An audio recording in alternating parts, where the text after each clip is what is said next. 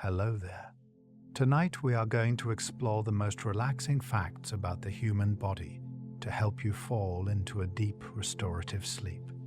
Right now, without thought or effort, your heart is beating, a muscular fist the size of your own hand, contracting and releasing in a rhythm that began before you were born and will continue until your final moment.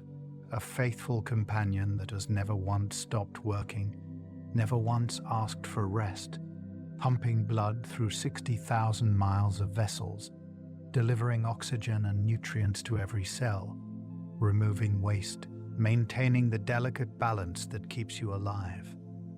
This rhythm is your anchor, the drumbeat of your existence, and tonight you need only listen to it, feel it, and let it carry you into the deepest rest. The heart beats approximately 100,000 times per day, about 35 million times per year, and over 2.5 billion times in an average lifetime. Each beat is a coordinated contraction of cardiac muscle, a tissue so specialized, so uniquely adapted to its purpose that it exists nowhere else in the body.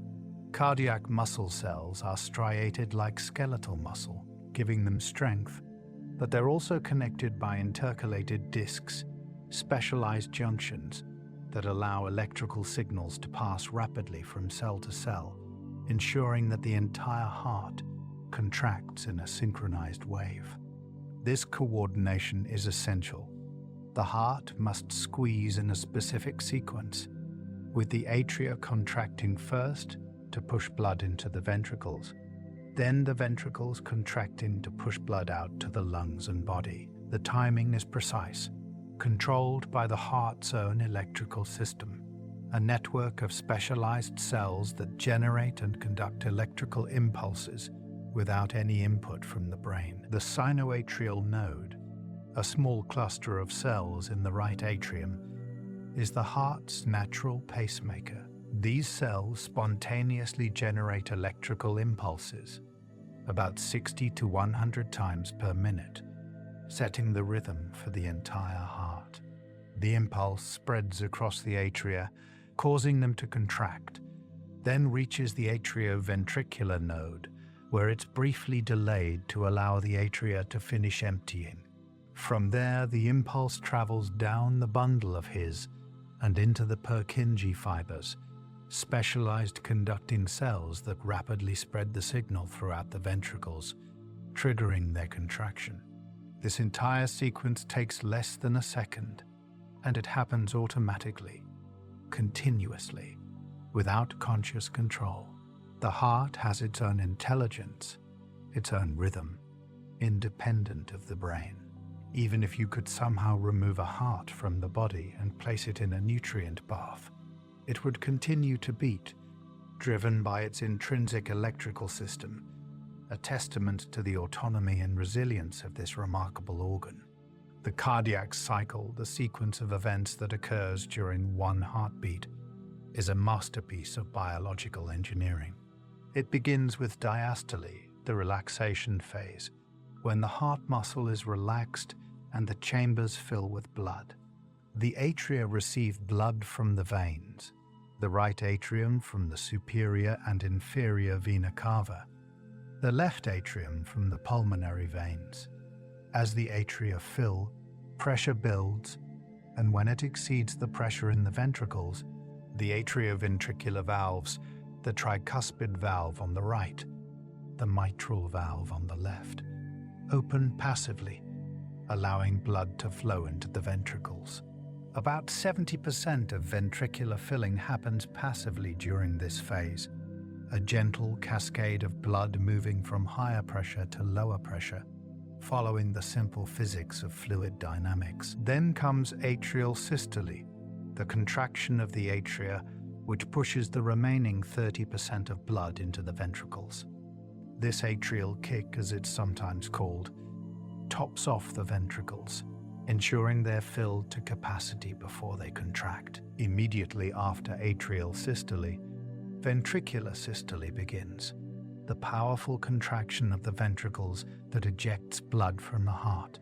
The pressure in the ventricles rises rapidly, and when it exceeds the pressure in the atrioventricular valves snap shut, creating the first heart sound, the lub of the lub-dub you can hear with a stethoscope. The ventricles continue to contract, build in pressure, and when the pressure exceeds the pressure in the arteries, the semilunar valves, the pulmonary valve on the right, the aortic valve on the left, open, and blood rushes out. The right ventricle ejects blood into the pulmonary artery, sending it to the lungs to pick up oxygen. The left ventricle ejects blood into the aorta, sending it to the entire body. When the ventricles finish contracting and begin to relax, the pressure drops and the semilunar valves close, creating the second heart sound, the dub. Then the cycle begins again, diastole returning, the chambers filling, the rhythm continuing, endless and reliable. The heart is divided into 4 chambers, 2 atria and 2 ventricles, separated by valves that ensure blood flows in only one direction. The right side of the heart receives deoxygenated blood from the body and pumps it to the lungs, where it picks up oxygen and releases carbon dioxide. The left side receives oxygenated blood from the lungs and pumps it out to the body through the aorta, the largest artery in the body. The left ventricle has the thickest walls because it must generate enough pressure to push blood through the entire systemic circulation, from your head to your toes. The pressure generated by the left ventricle creates the pulse you can feel at your wrist, your neck, anywhere an artery runs close to the surface. This pulse is a wave of pressure traveling through the arterial system, a ripple created by each heartbeat, a physical manifestation of the heart's ceaseless work. Blood is a remarkable fluid, a living tissue that flows through your vessels carrying everything your cells need. It's composed of plasma, a yellowish liquid that's about 90% water, and cellular components, red blood cells, white blood cells, and platelets. Red blood cells, or erythrocytes, are the most numerous, about 25 trillion of them in your body at any given moment. They're shaped like biconcave discs, thin in the middle and thicker at the edges, a shape that maximizes surface area for gas exchange and allows them to squeeze through the narrowest capillaries. Each red blood cell is packed with hemoglobin, a protein containing iron that binds to oxygen in the lungs and releases it in the tissues. Hemoglobin is what makes blood red. When it's bound to oxygen, it's bright red, and when it releases oxygen, it becomes darker, more purple.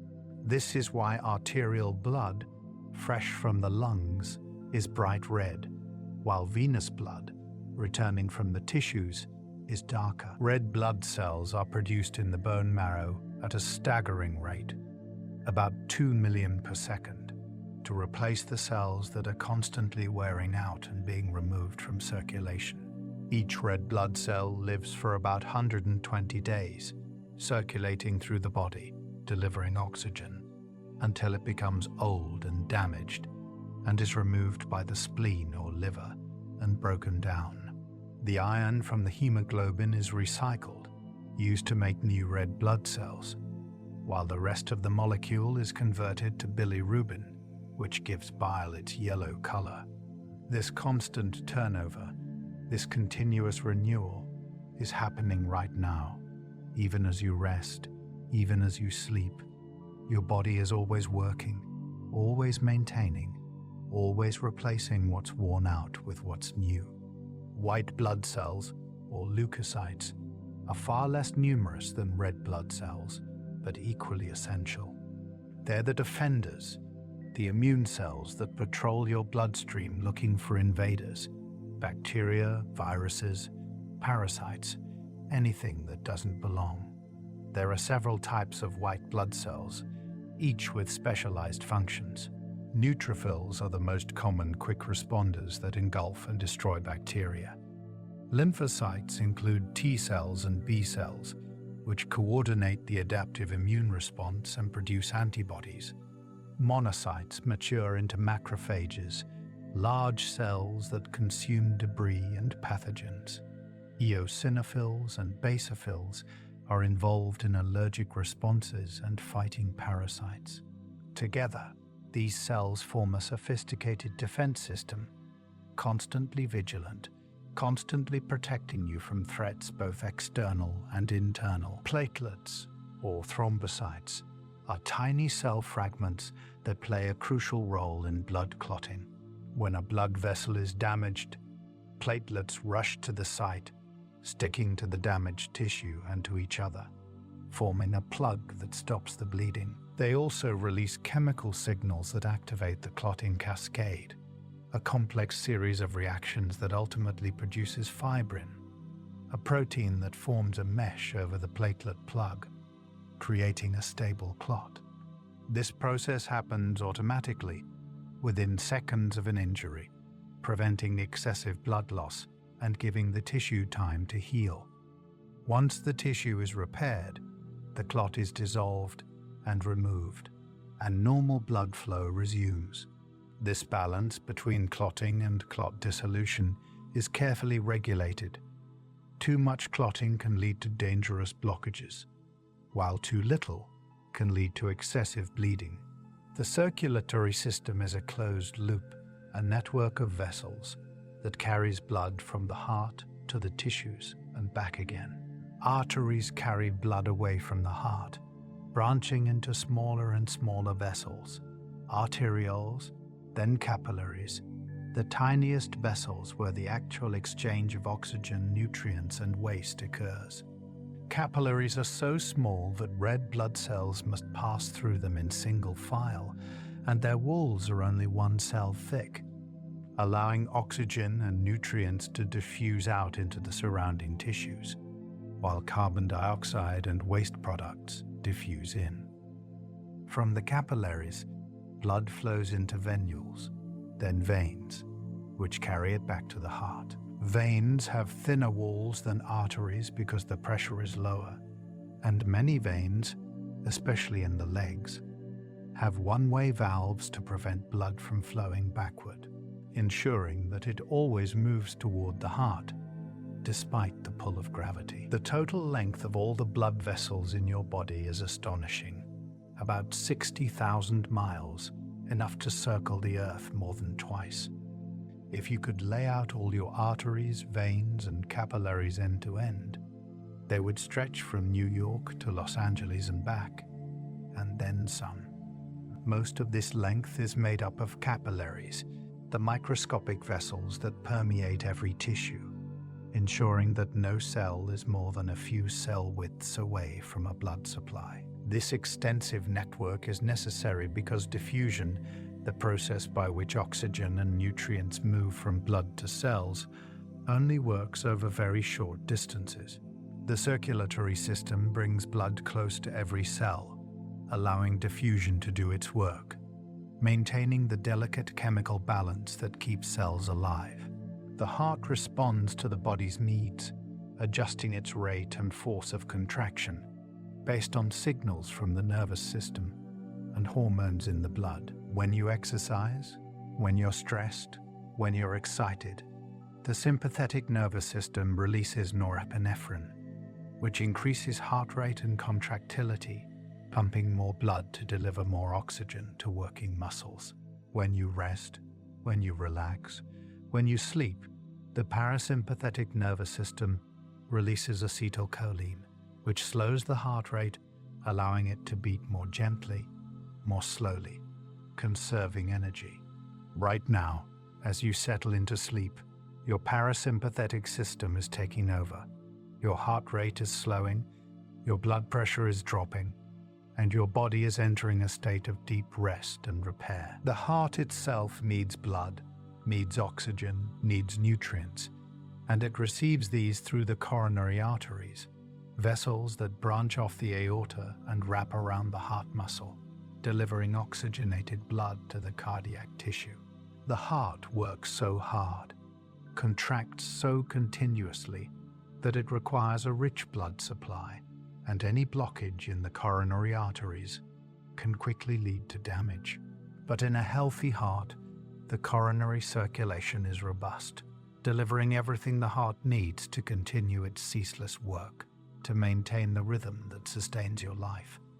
The coronary arteries fill during diastole, when the heart muscle is relaxed and not compressing the vessels, ensuring that the heart receives its blood supply between beats, an elegant timing that allows the heart to nourish itself while it rests. Breathing is so automatic that you rarely notice it, yet it's the most essential rhythm of your existence. You can survive weeks without food, days without water, but only minutes without oxygen.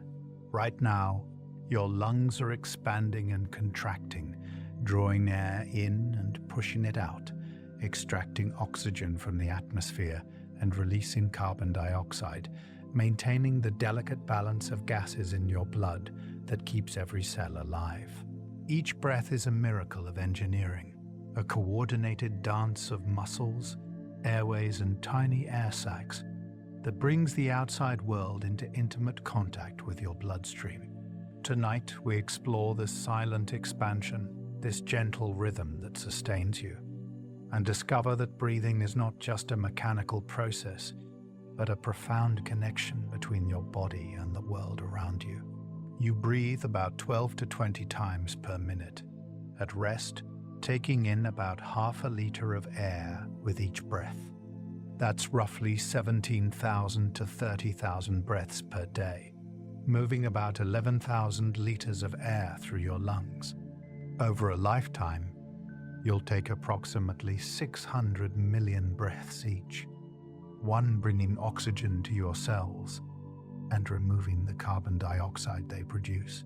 The lungs are the interface between your internal environment and the external atmosphere, a boundary where gas exchange occurs, where the air you breathe becomes part of you, where oxygen molecules cross from the outside world into your bloodstream and are carried to every corner of your body. The respiratory system begins with the nose and mouth, where air enters the body. The nose is specially designed for breathing. It warms the incoming air to body temperature, humidifies it to prevent the delicate lung tissue from drying out, and filters it, trapping dust, pollen, and other particles in the mucus that lines the nasal passages. Tiny hairs called cilia beat in coordinated waves, moving the mucus and trapped particles toward the throat, where they can be swallowed or expelled. This filtering system is remarkably efficient, removing most particles larger than a few micrometers before they can reach the lungs. The air then passes through the pharynx and larynx, past the vocal cords, and into the trachea, the windpipe, a tube about 4 inches long reinforced with C-shaped rings of cartilage that keep it from collapsing. The trachea divides into 2 bronchi, one leading to each lung. The right lung is slightly larger than the left, divided into 3 lobes, while the left lung has only 2 lobes to make room for the heart. The bronchi branch repeatedly, becoming smaller and smaller, first into secondary bronchi, then tertiary bronchi, then bronchioles, creating a tree-like structure called the bronchial tree. This branching continues through about 23 generations of airways, each division creating smaller and smaller tubes, until finally reaching the terminal bronchioles, the smallest airways that don't participate in gas exchange. Beyond the terminal bronchioles are the respiratory bronchioles, which have occasional alveoli budding from their walls, and then the alveolar ducts and alveolar sacs, clusters of alveoli where gas exchange actually occurs. Alveoli are the functional units of the lungs, tiny air sacs where oxygen enters the blood and carbon dioxide leaves. Each lung contains about 300 million alveoli, creating a surface area of approximately 70 square meters, about the size of a tennis court, compressed into the space of your chest. This enormous surface area is essential for efficient gas exchange, allowing oxygen and carbon dioxide to diffuse rapidly between the air and the blood. The walls of the alveoli are incredibly thin, only 1 cell thick, and they're surrounded by a dense network of capillaries, also with walls only 1 cell thick. The barrier between the air in the alveoli and the blood in the capillaries is less than a micrometer thick, allowing gases to diffuse across in a fraction of a second. Gas exchange occurs through simple diffusion, driven by concentration gradients. Oxygen is more concentrated in the alveolar air than in the blood arriving from the body, so it diffuses from the alveoli into the capillaries. Carbon dioxide is more concentrated in the blood than in the alveolar air, so it diffuses from the capillaries into the alveoli. This exchange happens continuously with every breath, maintaining the oxygen and carbon dioxide levels in your blood within narrow ranges. The blood leaving the lungs is saturated with oxygen, about 98 to 100% of the hemoglobin molecules carrying their full load of oxygen, ready to deliver it to the tissues. The air leaving the lungs still contains oxygen. Exhaled air is about 16% oxygen compared to 21% in atmospheric air, because the exchange is not 100% efficient. But it's efficient enough to meet the body's needs. Breathing is controlled by the respiratory center in the brainstem, specifically the medulla oblongata and the pons. These regions monitor the levels of carbon dioxide, oxygen, and pH in the blood through specialized chemoreceptors, and they adjust the breathing rate and depth accordingly. Interestingly, the primary driver of breathing is not low oxygen but high carbon dioxide. When carbon dioxide levels rise, it dissolves in the blood and forms carbonic acid, lowering the pH. The chemoreceptors detect this change and signal the respiratory muscles to increase breathing, bringing in more oxygen and expelling more carbon dioxide, restoring the balance. This is why holding your breath becomes uncomfortable. It's not the lack of oxygen you feel, but the buildup of carbon dioxide, the rising acidity in your blood that triggers an overwhelming urge to breathe. The mechanics of breathing involve several muscles working in coordination. The primary muscle of respiration is the diaphragm, a dome-shaped sheet of muscle that separates the chest cavity from the abdominal cavity.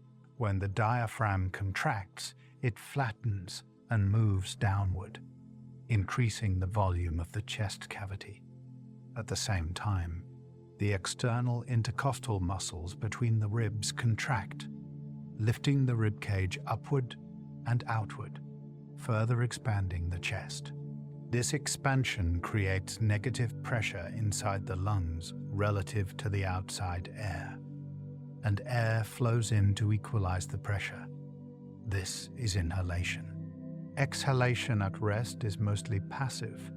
The diaphragm and intercostal muscles relax, the elastic tissue of the lungs recoils, the chest cavity decreases in volume, and air is pushed out. During exercise or forced exhalation, additional muscles come into play. The internal intercostal muscles and abdominal muscles contract to actively compress the chest and abdomen, pushing more air out more quickly. The lungs themselves are elastic, containing fibers of elastin and collagen that allow them to stretch during inhalation and recoil during exhalation. But this elasticity creates a problem. The lungs naturally want to collapse, and the chest wall naturally wants to expand. These opposing forces create negative pressure in the pleural space, the thin gap between the lungs and the chest wall, filled with a small amount of fluid. This negative pressure keeps the lungs inflated and pressed against the chest wall, allowing them to follow the movements of the chest during breathing. If air enters the pleural space, a condition called pneumothorax, the negative pressure is lost, the lung collapses, and breathing becomes difficult or impossible on that side. The pleural fluid also reduces friction, allowing the lungs to slide smoothly against the chest wall with each breath. Surfactant is a crucial substance produced by specialized cells in the alveoli. It's a mixture of lipids and proteins that reduces surface tension in the alveoli, preventing them from collapsing at the end of exhalation. Without surfactant, the surface tension of the fluid lining the alveoli would cause them to stick together and collapse, making it extremely difficult to reinflate them with the next breath. Premature infants sometimes lack sufficient surfactant, leading to respiratory distress syndrome. But this can now be treated with artificial surfactant, administered directly to the lungs. In healthy lungs, surfactant is constantly being produced and recycled, maintaining the delicate balance that allows the alveoli to remain open and functional. The respiratory system has remarkable defenses against infection and injury. The mucus lining the airways traps particles and pathogens, and the cilia move this mucus upward toward the throat in what's called the mucociliary escalator, a continuous conveyor belt that clears debris from the lungs. Coughing and sneezing are protective reflexes that expel irritants and pathogens forcefully.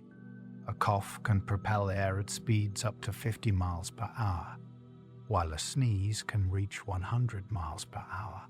The lungs also contain immune cells, macrophages that patrol the alveoli, engulfing bacteria and debris, and lymphocytes that coordinate immune responses. These defenses work continuously, silently, protecting your lungs from the countless particles and microorganisms you inhale with every breath. Oxygen transport in the blood is a sophisticated process. Most oxygen, about 98.5%, is carried by hemoglobin in red blood cells, while a small amount is dissolved directly in the plasma. Each hemoglobin molecule can bind 4 oxygen molecules, and the binding is cooperative.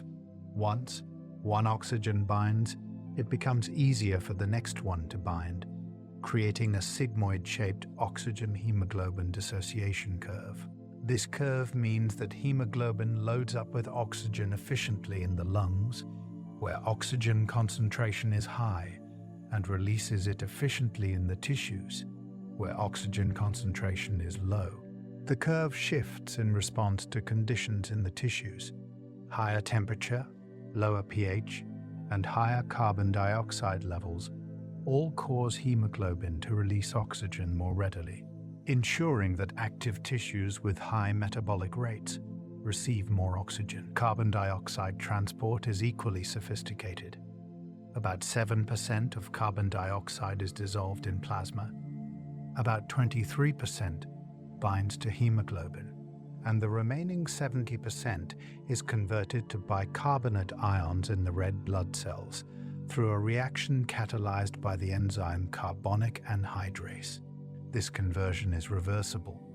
In the tissues, carbon dioxide is converted to bicarbonate for transport, and in the lungs, bicarbonate is converted back to carbon dioxide for exhalation. This system not only transports carbon dioxide efficiently, but also helps buffer the blood, maintaining pH within narrow limits, despite the constant production of acidic carbon dioxide by cellular metabolism. Your nervous system is the most complex structure in the known universe. It contains approximately 86 billion neurons in the brain alone, each one connected to thousands of other neurons, creating trillions of synaptic connections that form the substrate of thought, memory, sensation, and consciousness. Right now, as you read these words, as you breathe, as your heart beats, electrical signals are racing through this vast network at speeds up to 268 miles per hour, coordinating every function of your body, processing sensory information, generating thoughts and emotions, maintaining the delicate balance between waking and sleeping. Tonight, we explore this neural forest, this electrical mystery that makes you who you are, and discover that the nervous system is not just a communication network, but the very foundation of your experience of being alive. The nervous system is divided into two main parts: the central nervous system, consisting of the brain and spinal cord, and the peripheral nervous system, consisting of all the nerves that branch out from the brain and spinal cord to reach every part of the body.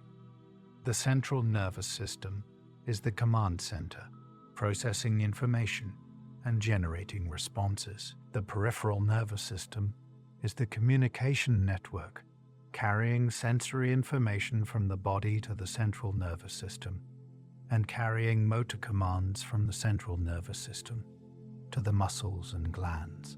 These two systems work together seamlessly, creating a unified whole that allows you to sense the world, move through it, and respond to it. Neurons are the fundamental units of the nervous system, specialized cells designed to transmit electrical and chemical signals. Each neuron has a cell body containing the nucleus and most of the cellular machinery, dendrites that receive signals from other neurons, and an axon that transmits signals to other neurons, muscles, or glands. The axon can be incredibly long. Some neurons in your legs have axons that stretch from your spinal cord all the way to your toes, over 3 feet in some individuals, making them among the longest cells in the body. The axon is covered with a fatty insulation called myelin, produced by specialized cells called oligodendrocytes in the central nervous system and Schwann cells in the peripheral nervous system. Myelin acts like the plastic coating on an electrical wire, preventing signal loss and dramatically increasing the speed of signal transmission. The electrical signal that travels along a neuron is called an action potential, a brief reversal of the electrical charge across the cell membrane. At rest, neurons maintain a negative charge inside relative to outside, about -70 millivolts, through the action of ion pumps that actively transport sodium out of the cell and potassium into the cell. When a neuron is stimulated sufficiently, voltage-gated sodium channels in the membrane open, allowing sodium to rush into the cell, making the inside positive relative to the outside. This depolarization spreads along the axon like a wave, with each section triggering the next, propagating the signal from the cell body to the axon terminals. After the sodium channels close, potassium channels open, allowing potassium to flow out and restore the negative charge. The entire process takes only a few milliseconds, and then the neuron is ready to fire again. The action potential is all or nothing. It either happens completely or not at all, like flipping a light switch. The strength of a stimulus is encoded not in the size of the action potential, which is always the same, but in the frequency of action potentials. A weak stimulus might trigger a few action potentials per second, while a strong stimulus might trigger hundreds. This frequency coding allows the nervous system to represent a wide range of stimulus intensities using a binary signal, a remarkably efficient solution to the problem of information transmission. When the action potential reaches the axon terminal, it triggers the release of neurotransmitters, chemical messengers that carry the signal across the synapse, the tiny gap between neurons. The arrival of the action potential causes calcium channels to open, and calcium flowing into the axon terminal triggers vesicles containing neurotransmitters to fuse with the cell membrane and release their contents into the synaptic cleft. The neurotransmitters diffuse across the cleft, a distance of only about 20 nanometers, and bind to receptors on the receiving neuron's dendrites. This binding can either excite the receiving neuron, making it more likely to fire an action potential, or inhibit it, making it less likely to fire. Each neuron receives inputs from thousands of other neurons, some excitatory and some inhibitory, and it integrates all these signals, summing them up, and fires an action potential only if the net input exceeds a threshold. There are many different neurotransmitters, each with specific functions.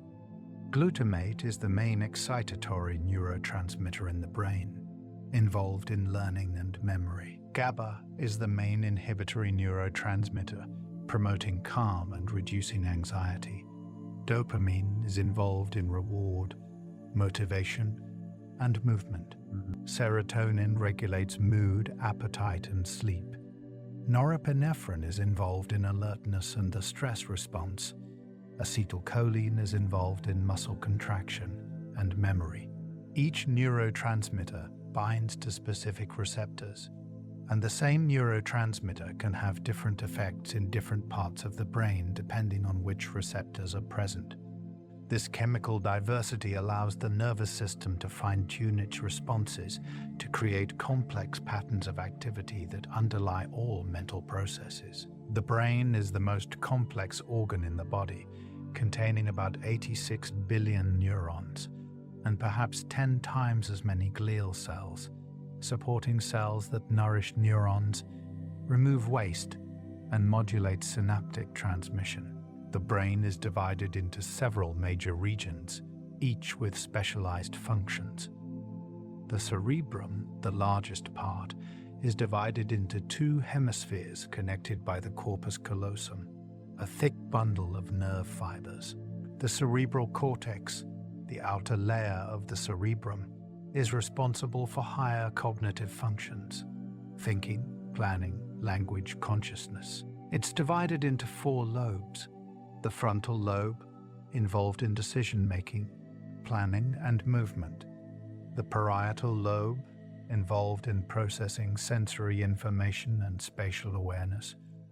The temporal lobe, involved in hearing, memory, and language comprehension. And the occipital lobe, dedicated to vision. Beneath the cerebrum lies the limbic system, a group of structures involved in emotion, memory, and motivation. The hippocampus is crucial for forming new memories, converting short-term memories into long-term ones. The amygdala processes emotions, especially fear and anxiety, and helps attach emotional significance to memories. The hypothalamus regulates basic drives: hunger, thirst, temperature, sleep, and controls the pituitary gland, which secretes hormones that regulate growth, metabolism, and reproduction. The thalamus acts as a relay station, receiving sensory information from the body and routing it to the appropriate areas of the cortex. The cerebellum, located at the back of the brain beneath the cerebrum, coordinates movement and balance. It receives information from the sensory systems, the spinal cord, and other parts of the brain, and it uses this information to fine-tune motor commands, ensuring that movements are smooth, accurate, and coordinated. Damage to the cerebellum results in jerky, uncoordinated movements and difficulty with balance, demonstrating its crucial role in motor control. The cerebellum also appears to be involved in some cognitive functions, including attention and language, though its primary role remains motor coordination. The brainstem, connecting the brain to the spinal cord, controls many automatic functions essential for survival. The medulla oblongata regulates breathing, heart rate, and blood pressure. The pons relays signals between the cerebrum and cerebellum and is involved in sleep and arousal. The midbrain is involved in vision, hearing, and motor control. The reticular formation, a network of neurons running through the brainstem, regulates consciousness and arousal, filtering sensory information and determining what reaches conscious awareness. Damage to the brainstem can be fatal because it disrupts these vital automatic functions. The spinal cord is a long, cylindrical bundle of nerve tissue extending from the brainstem down through the vertebral column. It serves as a highway for information traveling between the brain and the body, carrying sensory information up to the brain and motor commands down to the muscles. The spinal cord is also capable of generating some responses on its own, without input from the brain. These are called spinal reflexes. The knee-jerk reflex is a simple example. When the tendon below the kneecap is tapped, stretch receptors in the muscle send signals to the spinal cord, which immediately sends signals back to the muscle, causing it to contract and the leg to kick. This happens so quickly that the brain doesn't have time to intervene, demonstrating that the spinal cord has its own processing capabilities. The peripheral nervous system is divided into the somatic nervous system, which controls voluntary movements and transmits sensory information, and the autonomic nervous system, which controls involuntary functions like heart rate, digestion, and breathing. The autonomic nervous system is further divided into the sympathetic and parasympathetic systems, which generally have opposite effects. The sympathetic system is the fight or flight system, activated during stress or danger, increasing heart rate, dilating pupils, diverting blood to muscles, and preparing the body for action. The parasympathetic system is the rest and digest system, activated during relaxation, slowing heart rate, promoting digestion, and conserving energy. Right now, as you prepare for sleep, your parasympathetic system is becoming dominant, slowing your heart, deepening your breathing, and preparing your body for rest and repair. Neuroplasticity is the brain's ability to change and adapt throughout life, forming new connections, strengthening the existing ones, and even generating new neurons in certain regions. Every time you learn something new, every time you practice a skill, every time you form a memory, your brain physically changes. Synapses that are used frequently become stronger, while those that are rarely used weaken and may eventually disappear. This constant remodeling allows the brain to adapt to new experiences, to recover from injury, to continue learning throughout life. Sleep plays a crucial role in neuroplasticity. During sleep, the brain consolidates memories, strengthens important connections, and prunes away unnecessary ones, optimizing the neural network for efficiency. Your skin is the largest organ of your body, covering approximately 20 square feet and weighing about 8 pounds in an average adult. It's a living barrier between you and the world, protecting you from physical damage, pathogens, ultraviolet radiation, and water loss, while also serving as a sensory interface, a temperature regulator, and a site of vitamin D synthesis. Every square inch of your skin contains thousands of cells, nerve endings, blood vessels, hair follicles, and glands, all working together to maintain this remarkable protective shield. Tonight, we explore the miraculous renewal and intelligence of the skin, and discover that this outer layer is not just a passive covering, but an active, dynamic organ that constantly regenerates, adapts, and protects. The skin is composed of 3 main layers: the epidermis, the dermis, and the hypodermis. The epidermis is the outermost layer, the part you see and touch, a waterproof barrier that's constantly renewing itself. The dermis lies beneath, a thicker layer containing blood vessels, nerves, hair follicles, and glands. The hypodermis, also called the subcutaneous layer, is the deepest layer, composed mainly of fat and connective tissue that anchors the skin to underlying structures and provides insulation and cushioning. Together, these layers create a sophisticated organ that performs multiple essential functions simultaneously. The epidermis itself is stratified, composed of several sublayers of cells at different stages of maturation.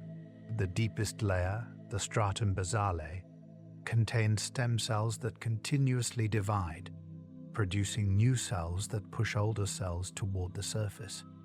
As these cells move upward, they undergo a remarkable transformation.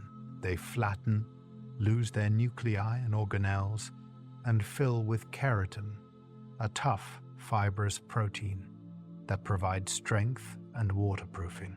By the time they reach the surface, they're dead, reduced to flat scales of keratin that form the stratum corneum, the outermost layer of skin. These dead cells are constantly being shed.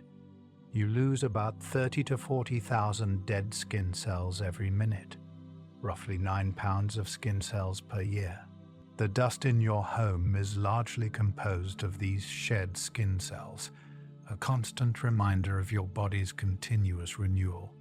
Between the stratum basale and the stratum corneum lie several intermediate layers. The stratum spinosum, or spiny layer, contains cells connected by desmosomes, protein structures that give the cells a spiny appearance under a microscope and provide mechanical strength. The stratum granulosum contains cells filled with granules of keratohalin, a protein that helps organize keratin fibers, and lamella bodies that release lipids to waterproof the skin. In thick skin like the palms and soles, there's an additional layer called the stratum lucidum, a thin, clear layer of dead cells.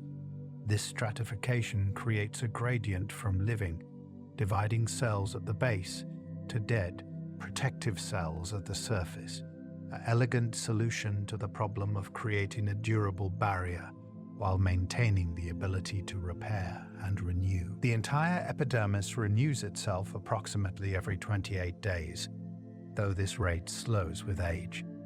This means that the skin you're touching right now is not the same skin you had a month ago.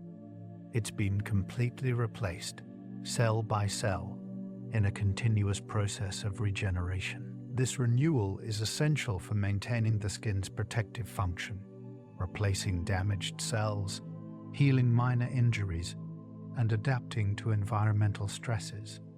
The skin you see is actually dead, a protective layer of keratinized cells, while the living, metabolically active cells are hidden beneath, constantly dividing, constantly moving upward, constantly renewing the barrier that protects you. The epidermis also contains melanocytes, cells that produce melanin, the pigment that gives skin its color and protects against ultraviolet radiation.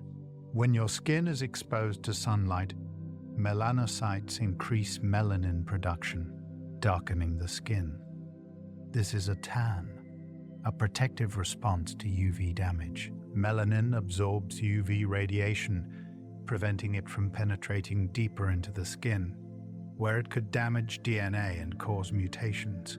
People with darker skin have more melanin and are better protected against UV damage, while people with lighter skin have less melanin and are more susceptible to sunburn and skin cancer. Regardless of your natural skin tone, the melanocytes are constantly working, constantly producing melanin, constantly protecting your DNA from the damaging effects of sunlight. Langerhans cells, another type of cell found in the epidermis, are part of the immune system. These dendritic cells capture antigens, foreign substances like bacteria or viruses, and present them to T cells in the lymph nodes, initiating an immune response. They're the sentinels of the skin, constantly surveying for threats, ready to sound the alarm if pathogens breach the barrier. This makes the skin not just a physical barrier, but an immunological one as well, an active participant in the body's defense against infection. The dermis is thicker and more complex than the epidermis, containing a rich network of blood vessels, lymphatic vessels, nerves, and sensory receptors. It's composed mainly of connective tissue, collagen and elastin fibers, that provide strength and elasticity. Collagen makes the skin tough and resistant to tearing, while elastin allows it to stretch and return to its original shape. Young skin is rich in collagen and elastin, making it smooth, firm, and resilient. As we age, collagen and elastin production decreases, and the fibers that remain become damaged by UV radiation and other environmental factors, leading to wrinkles, sagging, and loss of elasticity. But even in aged skin, the dermis continues to function, continues to support the epidermis, continues to house the blood vessels and nerves that keep the skin alive and responsive. The dermis is divided into two layers, the papillary dermis and the reticular dermis. The papillary dermis is the upper layer, characterized by dermal papillae, finger-like projections that extend into the epidermis, increasing the surface area of contact between the two layers and improving nutrient exchange. This layer contains loose connective tissue and is rich in capillaries and sensory receptors. The reticular dermis is the deeper, thicker layer, containing dense, irregular connective tissue with thick collagen and elastin fibers arranged in a network that provides strength and elasticity. This layer also contains hair follicles, sebaceous glands, sweat glands, and deeper blood vessels. The dermis contains several types of sensory receptors, each specialized to detect different stimuli. Meissner's corpuscles detect light touch and are concentrated in areas like the fingertips and lips, where tactile sensitivity is important. Pacinian corpuscles detect deep pressure and vibration and are located deeper in the dermis and hypodermis. Merkel cells detect sustained pressure and texture and are found at the dermal-epidermal junction. Ruffini endings detect skin stretch and are important for proprioception. Free nerve endings detect pain, temperature, and itch, and are distributed throughout the dermis and epidermis. Together, these receptors create a detailed sensory map of your body's surface, allowing you to feel the texture of fabric, the warmth of sunlight, the touch of another person, the pain of an injury. This sensory information travels through peripheral nerves to the spinal cord and brain, where it's processed and integrated with other sensory information, creating your perception of touch. The skin is also a major site of temperature regulation. When you're hot, blood vessels in the dermis dilate, bringing more blood to the surface where heat can radiate away. Sweat glands secrete sweat onto the skin surface, and as it evaporates, it cools the skin. When you're cold, blood vessels constrict, reducing blood flow to the surface and conserving heat. Arrector pili muscles attached to hair follicles contract, causing the hairs to stand up. This is goosebumps, a vestigial response that would create an insulating layer of air in our furrier ancestors, but is mostly ineffective in modern humans. The hypothalamus in the brain monitors body temperature and coordinates these responses, using the skin as a radiator to dissipate excess heat or as insulation to conserve it, maintaining your core temperature within the narrow range necessary for survival. Sweat glands come in two types, eccrine and apocrine. Eccrine glands are distributed over most of the body and produce watery sweat that's mostly water and salt, used primarily for cooling. You have about 2 to 4 million eccrine glands, and they can produce up to a liter of sweat per hour during intense exercise or heat exposure. Apocrine glands are concentrated in the armpits and groin and produce a thicker, protein-rich sweat that's odorless when first secreted, but develops an odor when bacteria on the skin break down the proteins. These glands become active during puberty and are thought to play a role in scent communication, though their function in modern humans is not entirely clear. Both types of glands are controlled by the nervous system and respond to temperature, stress, and emotions. Sebaceous glands, usually associated with hair follicles, secrete sebum, an oily substance that lubricates the skin and hair, keeps them from drying out, and has mild antibacterial properties. Sebum production is influenced by hormones, particularly androgens, which is why acne often develops during puberty when hormone levels surge. The sebum mixes with dead skin cells and can clog pores, creating an environment where bacteria can multiply, leading to inflammation and acne. But in normal circumstances, sebum is beneficial, creating a slightly acidic film on the skin surface, the acid mantle, that inhibits the growth of harmful bacteria and fungi, contributing to the skin's protective function. The skin is home to a vast community of microorganisms, bacteria, fungi, viruses, collectively called the skin microbiome. A typical person carries about 1 trillion microorganisms on their skin, representing hundreds or thousands of different species. Most of these are harmless or even beneficial, competing with potential pathogens for space and nutrients, producing substances that inhibit harmful bacteria and training the immune system. The composition of the skin microbiome varies across different body sites. Oily areas like the face have different communities than dry areas like the forearms, and moist areas like the armpits have different communities still.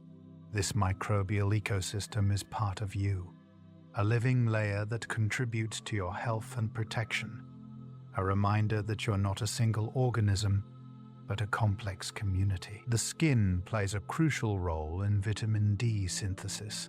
When ultraviolet B radiation from sunlight strikes the skin, it converts 7-dehydrocholesterol, a compound present in the epidermis, into provitamin D3, which then spontaneously converts to vitamin D3. This vitamin D is then modified by the liver and kidneys into its active form, calcitriol, which regulates calcium absorption and bone health, among many other functions. This makes the skin an endocrine organ, producing a hormone essential for health. The amount of vitamin D produced depends on many factors: skin pigmentation, latitude, time of day, season, sunscreen use. People with darker skin require more sun exposure to produce the same amount of vitamin D as people with lighter skin, because melanin absorbs UV radiation that would otherwise drive vitamin D synthesis. The skin has remarkable healing abilities. When you cut yourself, a complex cascade of events begins immediately. Blood vessels constrict to reduce bleeding, and platelets rush to the site, forming a clot that seals the wound. Immune cells arrive to fight infection and remove debris. Neutrophils arrive first, followed by macrophages that clean up dead cells and bacteria. Fibroblasts in the dermis begin producing new collagen to fill in the wound, creating granulation tissue. Keratinocytes at the wound edges begin dividing and migrating across the wound, re-establishing the epidermal barrier in a process called re-epithelialization. New blood vessels grow into the healing tissue through angiogenesis, bringing oxygen and nutrients. Over days to weeks, depending on the size of the wound, the skin repairs itself. The initial scar tissue is gradually remodeled, with collagen fibers reorganizing to increase strength. Though the healed skin never quite regains the full strength and elasticity of undamaged skin, this healing process is automatic, requiring no conscious effort, a testament to the skin's intelligence and resilience. Your skeleton is a masterpiece of biological engineering, a framework of 206 bones that provides structure, protection, and mobility. These bones are not inert scaffolding but living tissue, constantly remodeling, constantly adapting to the stresses placed upon them, constantly producing blood cells in their marrow. Your skeleton supports your weight, protects your vital organs, serves as a reservoir for minerals, and works with muscles to create movement. Tonight, we explore this architecture of grace, this elegant framework that allows you to stand, to move, to exist in three-dimensional space, and discover that bones are far more dynamic and intelligent than they appear. Bone is a composite material, combining the hardness of minerals with the flexibility of organic fibers. About 65% of bone mass is mineral, primarily calcium phosphate, in the form of hydroxyapatite crystals, which gives bone its hardness and compressive strength. The remaining 35% is organic matrix, mostly collagen fibers, which gives bone its tensile strength and flexibility. This combination creates a material that's stronger than concrete in compression and stronger than steel in tension, pound for pound. Without the mineral component, bones would be too flexible, bending excessively under load. Without the organic component, bones would be too brittle, shattering easily. The combination creates a material that's both strong and resilient, able to withstand the enormous forces generated during walking, running, and jumping. Bones come in several shapes, each adapted to specific functions. Long bones, like the femur in your thigh and the humerus in your upper arm, are designed for leverage and movement. Short bones, like those in your wrists and ankles, provide stability and support while allowing some movement. Flat bones, like your skull, ribs, and shoulder blades, protect internal organs and provide broad surfaces for muscle attachment. Irregular bones, like your vertebrae, have complex shapes suited to specific functions. Sesamoid bones, like your kneecap, develop within tendons and improve the mechanical advantage of muscles.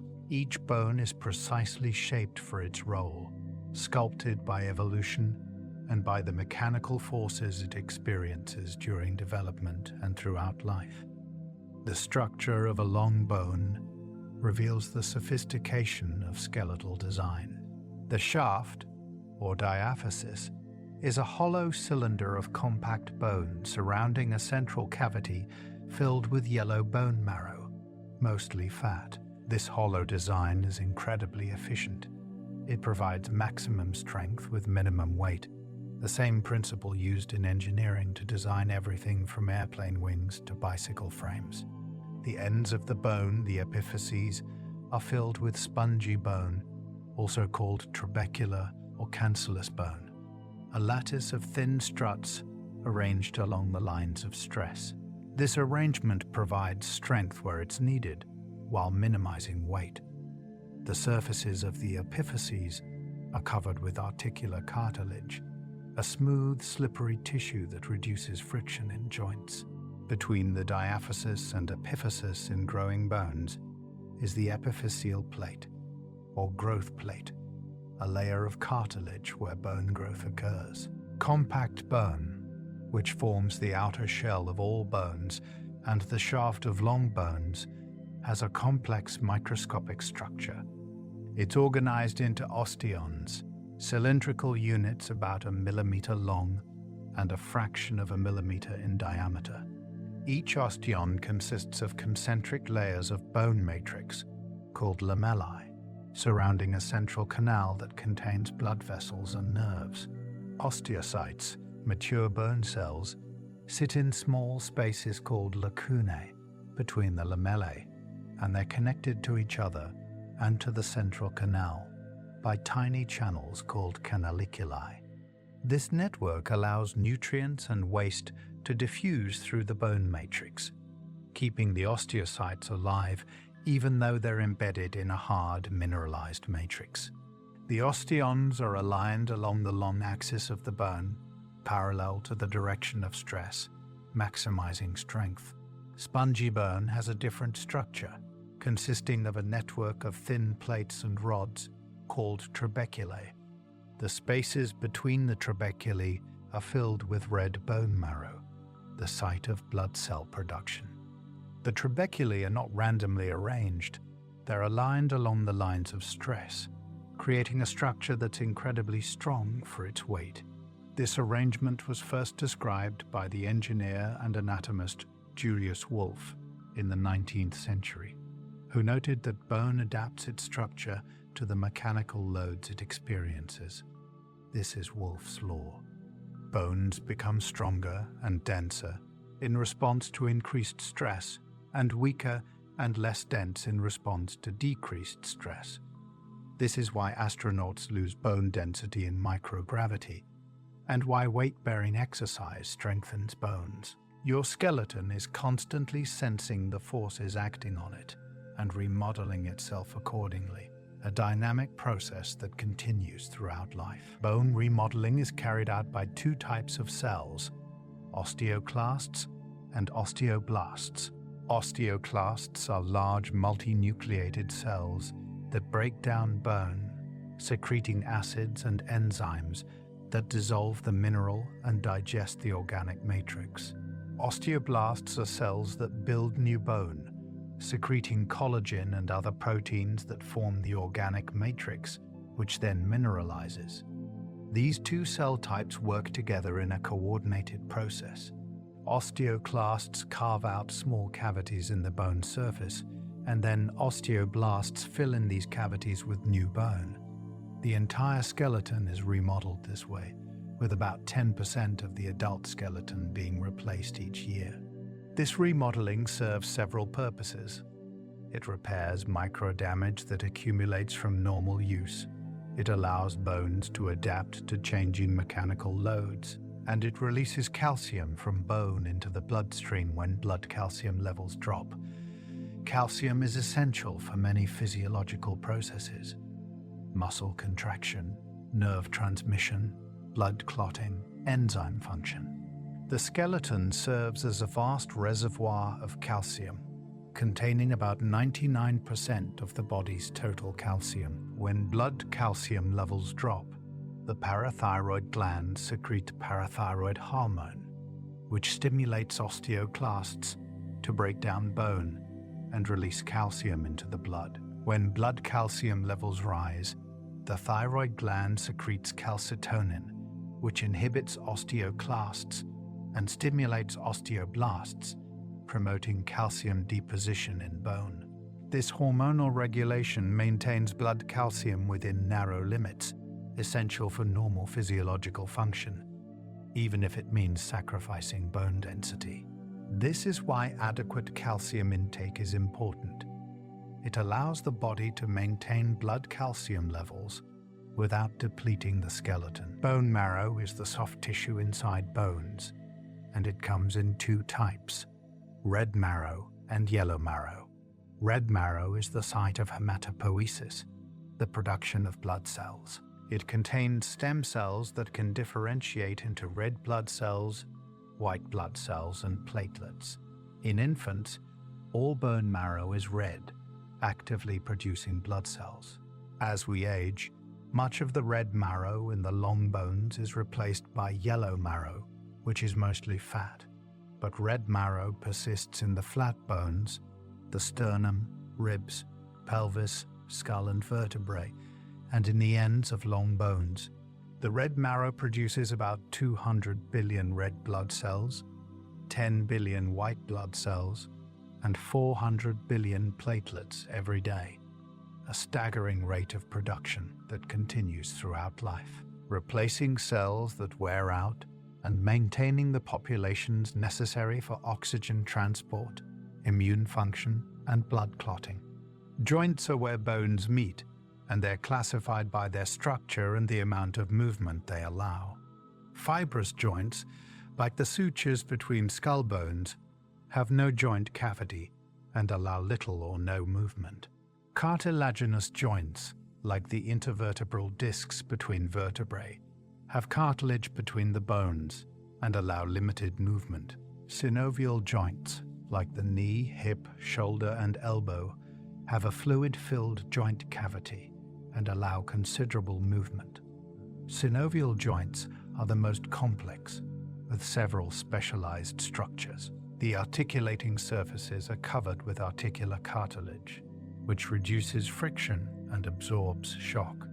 The joint is enclosed in a fibrous joint capsule lined with a synovial membrane that secretes synovial fluid, a viscous lubricant that reduces friction to nearly zero. Many synovial joints also contain ligaments, tough bands of connective tissue that connect bones and stabilize the joint. And some contain additional structures like menisci in the knee, fibrocartilage pads that improve fit and absorb shock. The spine is a remarkable structure, a flexible column of 33 vertebrae that supports the head and trunk, protects the spinal cord, and allows a wide range of movements. The vertebrae are separated by intervertebral discs, each consisting of a tough outer ring of fibrocartilage called the annulus fibrosus, and a soft, gel-like center called the nucleus pulposus.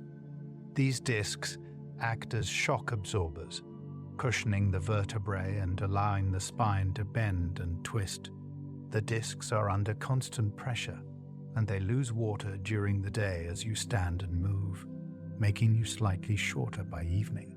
When you lie down to sleep, the pressure is relieved, and the discs rehydrate, restoring your height. This is why you're tallest in the morning after a night's sleep, a daily cycle of compression and recovery that continues throughout life. The skull is a complex structure consisting of 22 bones, most of them fused together by immovable fibrous joints called sutures. The skull protects the brain, supports the face, and houses the sensory organs for vision, hearing, balance, smell, and taste. In infants, the skull bones are not fully fused, and there are soft spots called fontanelles, where only membrane covers the brain. These fontanelles allow the skull to compress slightly during birth, making it easier to pass through the birth canal, and they allow the brain to grow rapidly during the first year of life. The fontanelles gradually close as the skull bones grow and fuse, usually by about 18 months of age, creating the solid, protective case that houses the adult brain. Your body is not a static structure, but a dynamic process, a continuous flow of matter and energy. Every cell in your body is constantly breaking down and rebuilding its components, replacing worn-out molecules with new ones, maintaining its structure while everything within it changes. Most of the atoms that make up your body today were not part of you a year ago. They've been replaced through the constant turnover of cellular components, through the eating and breathing and metabolizing that sustains life. You are a pattern maintained in flux, a temporary arrangement of matter that persists through constant renewal. Tonight we explore this molecular miracle, this quiet rebirth that happens in every cell, every moment, and discover that you are always becoming, always renewing, always transforming. Cells are the fundamental units of life, the smallest structures capable of performing all the functions necessary for survival. The human body contains approximately 37 trillion cells. Though estimates vary, these cells come in hundreds of different types: neurons, muscle cells, epithelial cells, blood cells, bone cells, fat cells, each specialized for specific functions, each with its own structure and metabolism. Yet all cells share certain features. They're all enclosed by a cell membrane, a thin barrier that separates the cell's interior from the external environment. They all contain cytoplasm, a gel-like substance filled with water, salts, proteins, and other molecules. And with the exception of red blood cells, they all contain a nucleus, a membrane-bound compartment that houses the cell's DNA, the genetic instructions for building and maintaining the cell. The cell membrane is not a simple barrier, but a sophisticated structure that controls what enters and leaves the cell. It's composed of a phospholipid bilayer, two layers of lipid molecules arranged with their hydrophobic tails pointing inward and their hydrophilic heads pointing outward. Embedded in this bilayer are proteins that serve various functions. Some are channels that allow specific molecules to pass through.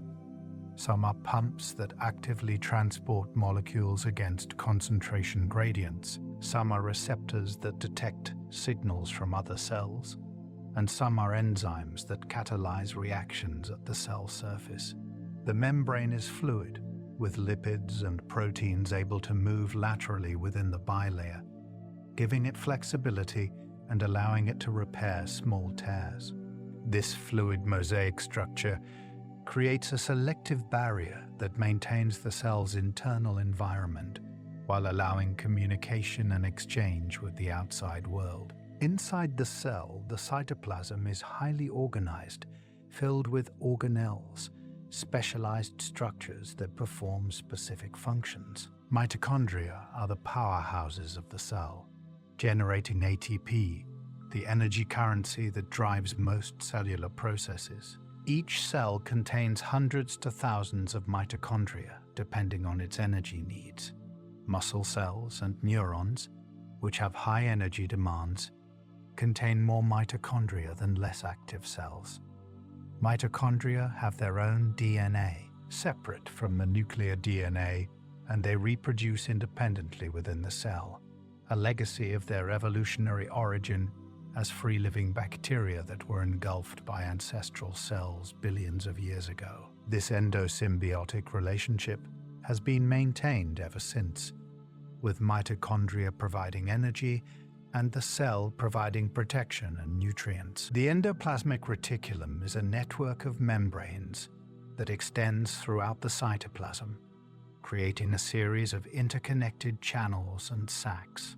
The rough endoplasmic reticulum is studded with ribosomes, molecular machines that synthesize proteins. As proteins are made, they're threaded into the endoplasmic reticulum, where they're folded into their proper three-dimensional shapes and modified with sugar groups and other chemical tags. The smooth endoplasmic reticulum, which lacks ribosomes, is involved in lipid synthesis, calcium storage, and detoxification of drugs and toxins. Together, these structures create a vast internal membrane system that increases the surface area available for biochemical reactions and compartmentalizes different cellular processes.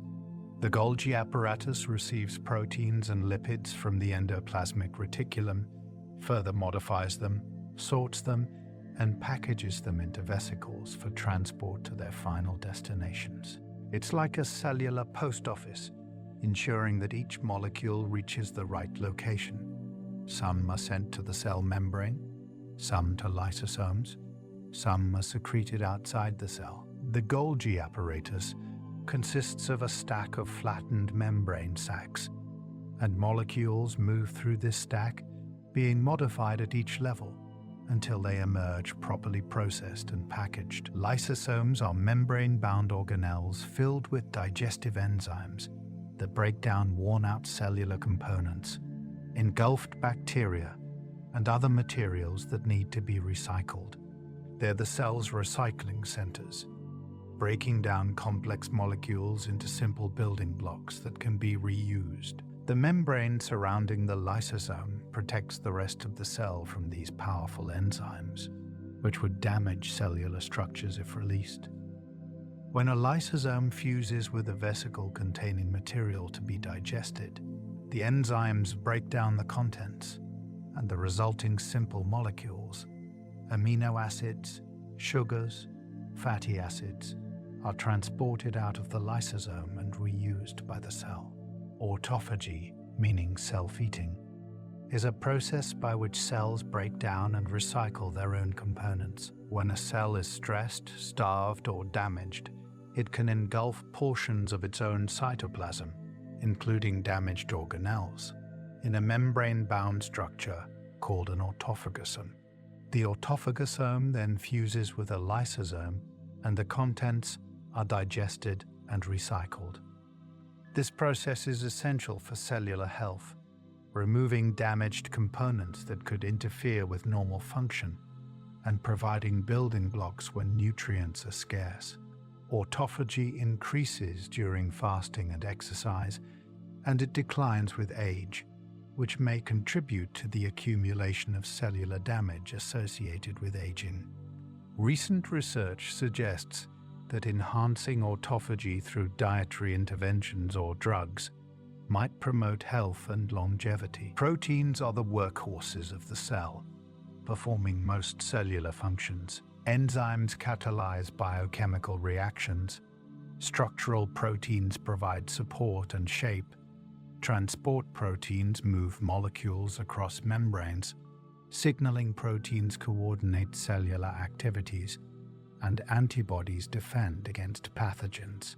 Each protein is a chain of amino acids folded into a specific three-dimensional shape that determines its function. The sequence of amino acids is encoded in DNA, and the process of making a protein, gene expression, involves two main steps.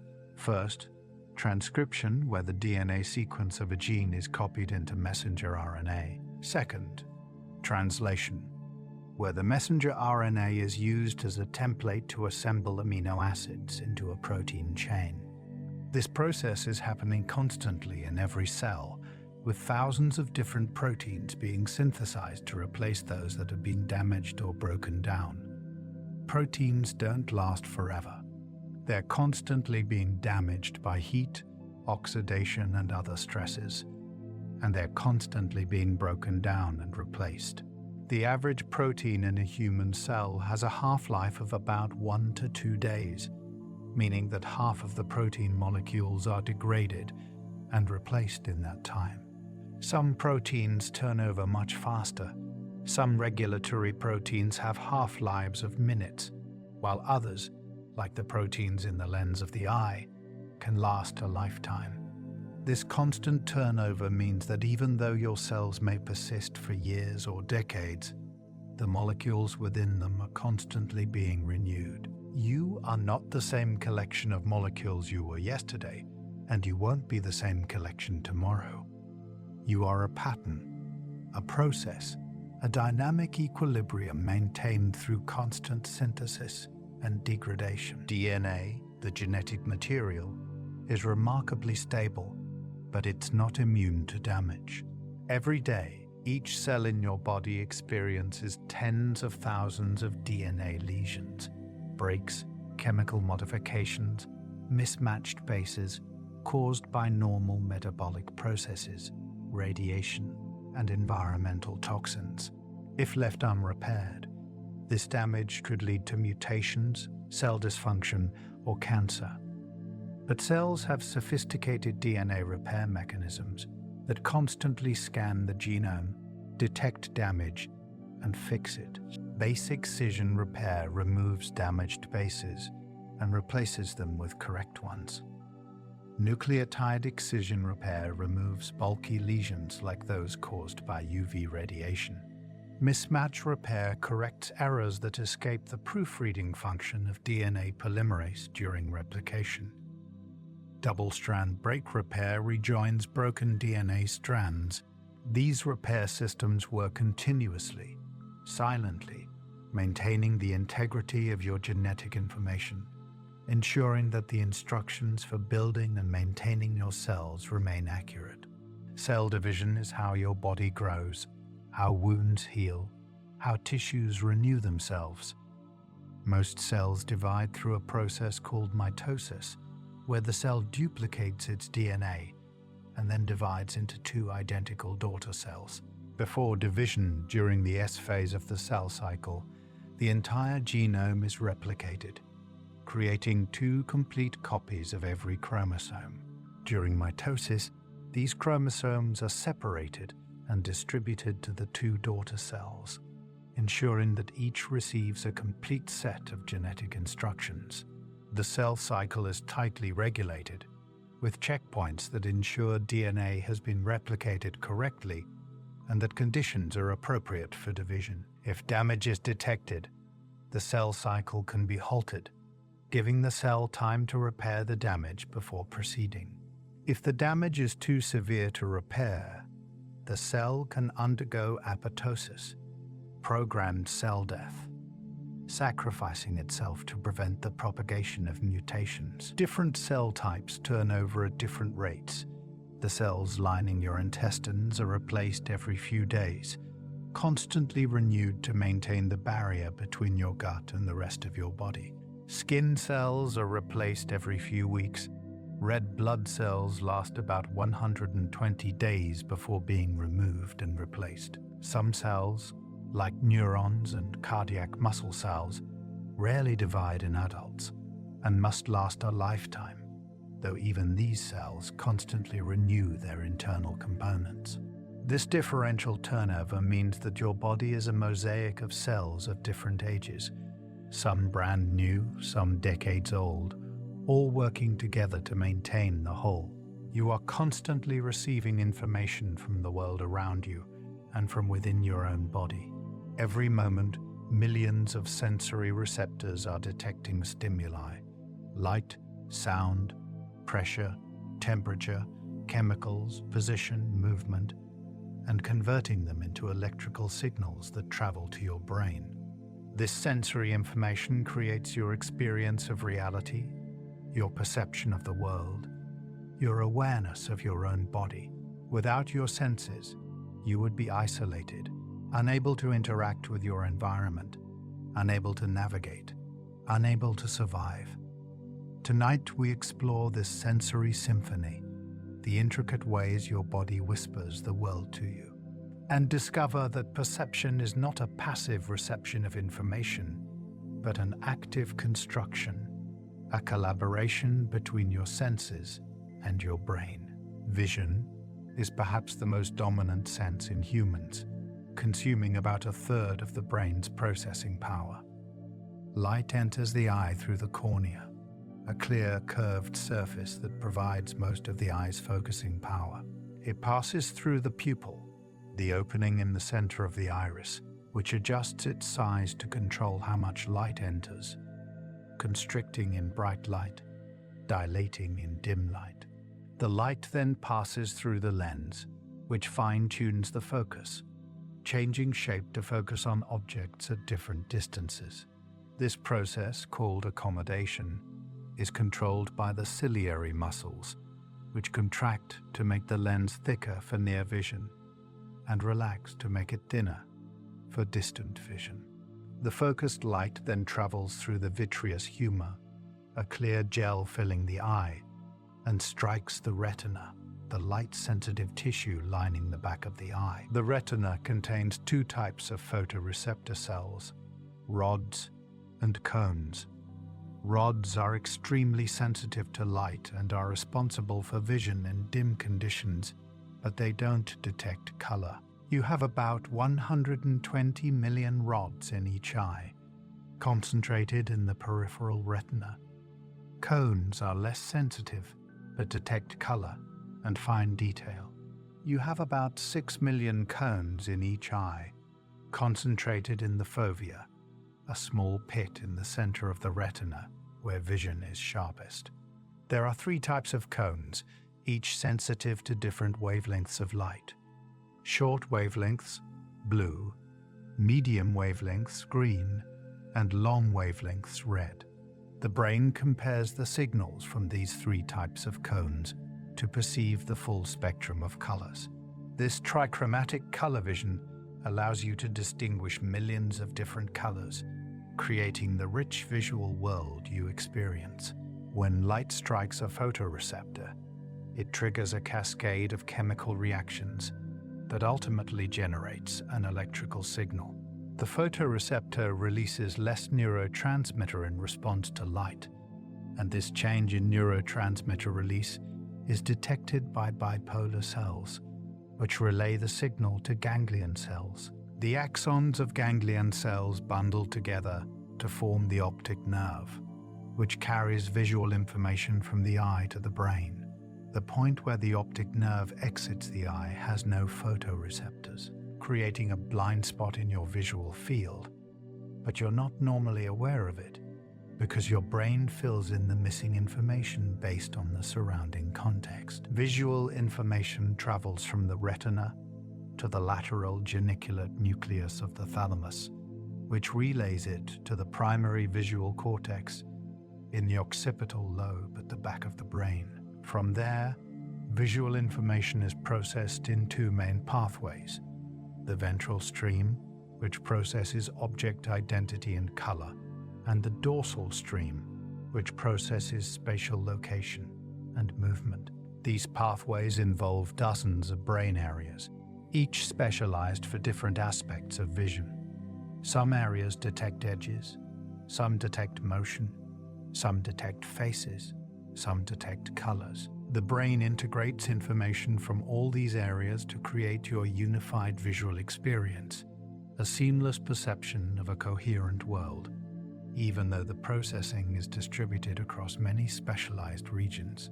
Hearing begins with sound waves, vibrations in the air that enter the ear canal and strike the eardrum, causing it to vibrate.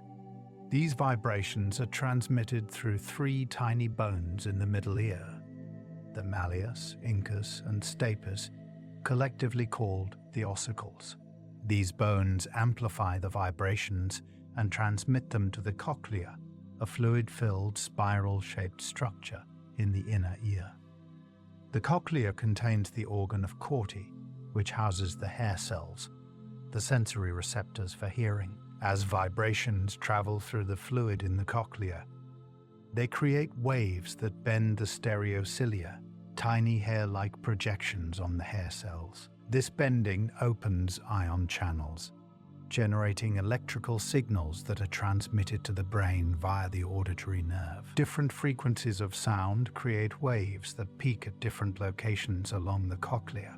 High frequencies near the base, low frequencies near the apex. This tonotopic organization is preserved throughout the auditory pathway, with different neurons responding to different frequencies.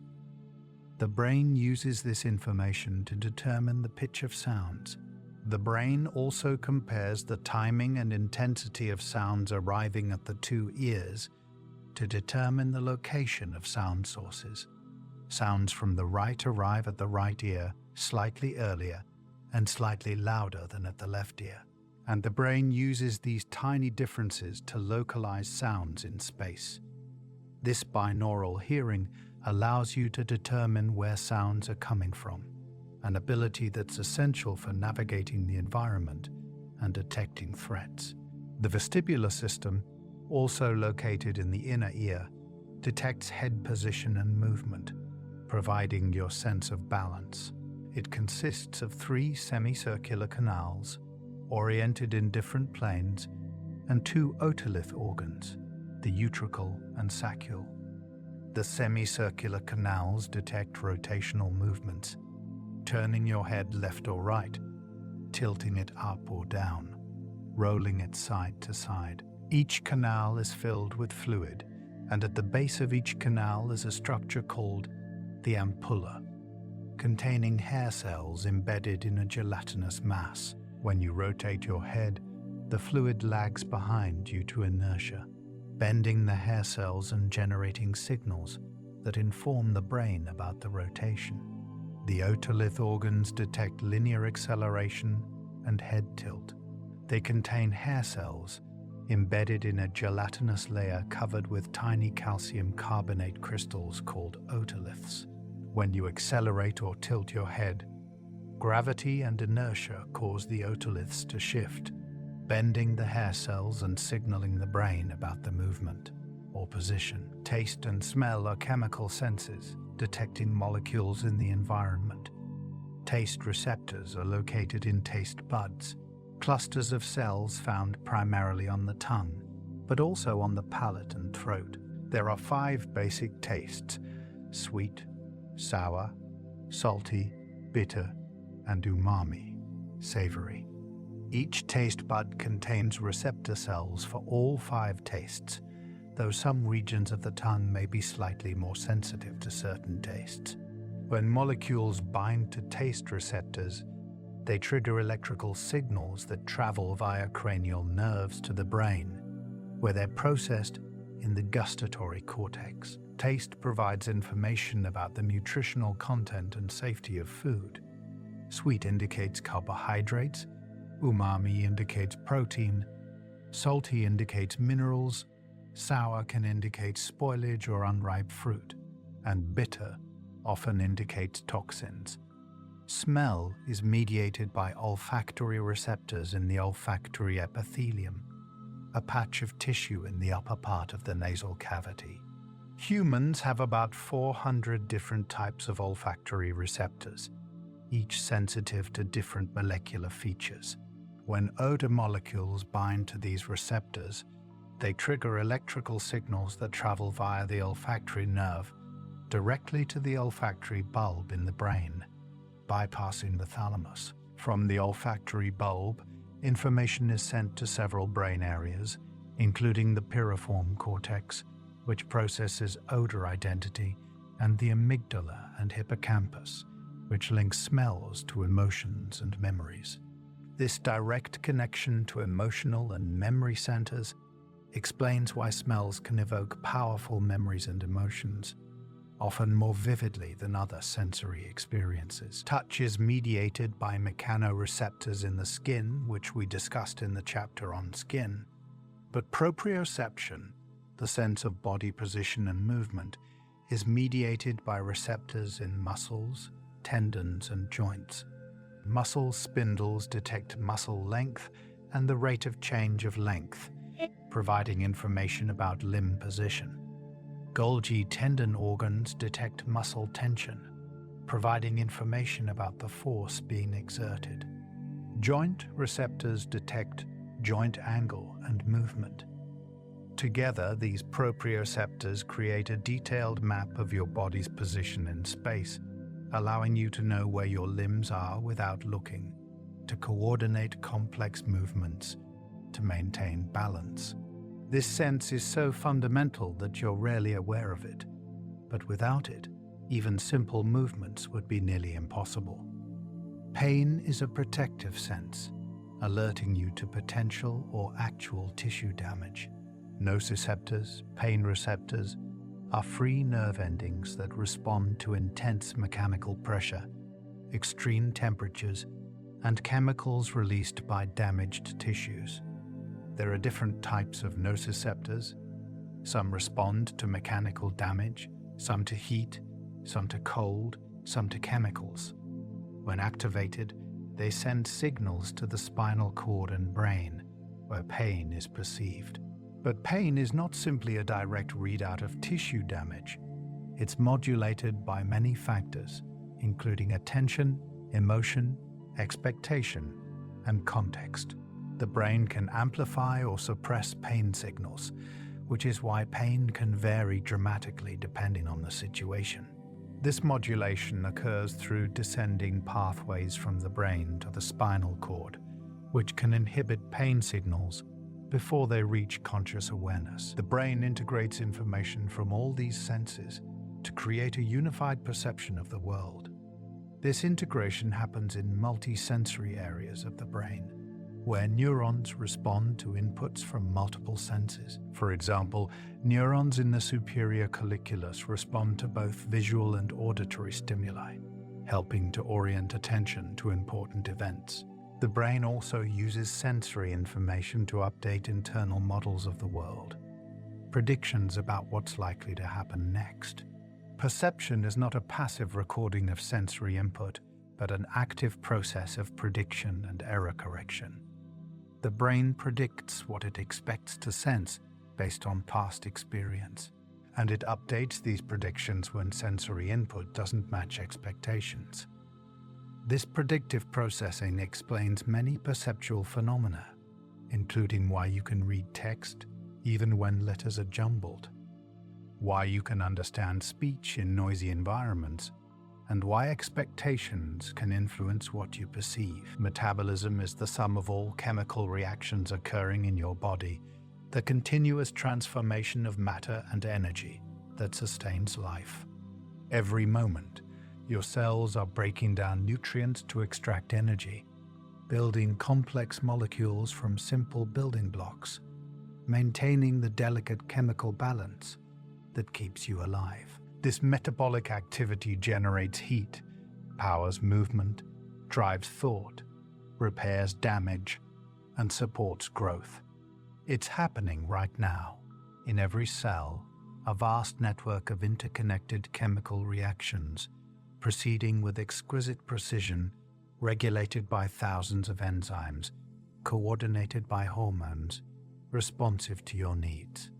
Tonight, we explore this inner alchemy, this subtle magic that transforms the food you eat and the air you breathe into the energy and materials your body needs, and discover that metabolism is not just chemistry but the very essence of being alive. Metabolism is divided into two broad categories: catabolism and anabolism. Catabolism is the breakdown of complex molecules into simpler ones, releasing energy in the process. When you digest food, when you break down glucose for energy, when you metabolize fat stores during fasting, you're engaging in catabolic processes. Anabolism is the synthesis of complex molecules from simpler ones, requiring energy input. When you build muscle protein from amino acids, when you synthesize DNA for cell division, when you create fat stores from excess nutrients, you're engaging in anabolic processes. These two aspects of metabolism are constantly occurring simultaneously, breaking down and building up, maintaining a dynamic equilibrium that keeps your body functioning. The energy currency of the cell is ATP adenosine triphosphate, a molecule that stores energy in its chemical bonds. When ATP is broken down to ADP, adenosine diphosphate, energy is released and can be used to power cellular processes, muscle contraction, nerve transmission, protein synthesis, active transport across membranes, and countless other energy-requiring reactions. Your body produces and consumes an enormous amount of ATP, approximately your own body weight in ATP, every day, though the actual amount of ATP present at any moment is only about 250 grams. This means that each ATP molecule is recycled about 500 to 750 times per day, constantly being broken down and regenerated, a molecular currency in continuous circulation. Cellular respiration is the primary process by which cells generate ATP from nutrients. It occurs in three main stages: glycolysis, the citric acid cycle, and oxidative phosphorylation. Glycolysis takes place in the cytoplasm and breaks down glucose, a 6-carbon sugar, into 2 molecules of pyruvate, a 3-carbon compound, generating a small amount of ATP and NADH, an electron carrier. This process doesn't require oxygen and is relatively inefficient, producing only 2 ATP molecules per glucose molecule. But it's fast and can provide energy quickly when oxygen is limited, such as during intense exercise. If oxygen is available, pyruvate enters the mitochondria, where it's converted to acetyl-CoA, which enters the citric acid cycle, also called the Krebs cycle or TCA cycle. This cycle is a series of chemical reactions that completely oxidize acetyl-CoA to carbon dioxide, extracting energy in the form of NADH and FADH2, another electron carrier. The citric acid cycle doesn't directly produce much ATP, only 2 ATP molecules per glucose molecule, but it generates large amounts of NADH and FADH2, which carry high-energy electrons to the final stage of cellular respiration. Oxidative phosphorylation occurs in the inner mitochondrial membrane and is where most ATP is generated. NADH and FADH2 donate their electrons to the electron transport chain, a series of protein complexes embedded in the membrane. As electrons pass through these complexes, energy is released and used to pump protons across the membrane, creating a concentration gradient. This gradient represents stored energy, like water behind a dam. The protons then flow back across the membrane through ATP synthase, a molecular motor that uses the energy of the flowing protons to synthesize ATP from ADP and phosphate. This process, called chemiosmosis, generates about 34 ATP molecules per glucose molecule, making it far more efficient than glycolysis alone. The final electron acceptor in the chain is oxygen, which combines with electrons and protons to form water. This is why you need oxygen, not to burn fuel directly, but to accept electrons at the end of the electron transport chain, allowing the process to continue. When oxygen is not available, cells can still generate ATP through fermentation, though much less efficiently. In muscle cells during intense exercise, when oxygen delivery can't keep up with demand, pyruvate is converted to lactate, regenerating NAD+, so that glycolysis can continue. This lactate can accumulate, contributing to muscle fatigue, but it's not a waste product. It can be transported to the liver and converted back to glucose through gluconeogenesis, or it can be used as fuel by the heart and other tissues. In yeast and some bacteria, pyruvate is converted to ethanol and carbon dioxide. This is the fermentation process used to make beer, wine, and bread. Your body can also generate energy from fats and proteins, not just carbohydrates. Fats are broken down through beta-oxidation, a process that occurs in mitochondria and generates acetyl-CoA, which enters the citric acid cycle just like acetyl-CoA from glucose. Fats are energy-dense, providing more than twice as many calories per gram as carbohydrates, and they're the body's primary long-term energy storage. An average person carries enough fat to provide energy for weeks or even months of fasting, though this would be extremely unhealthy and is not recommended. Proteins can also be metabolized for energy, though this is generally a last resort.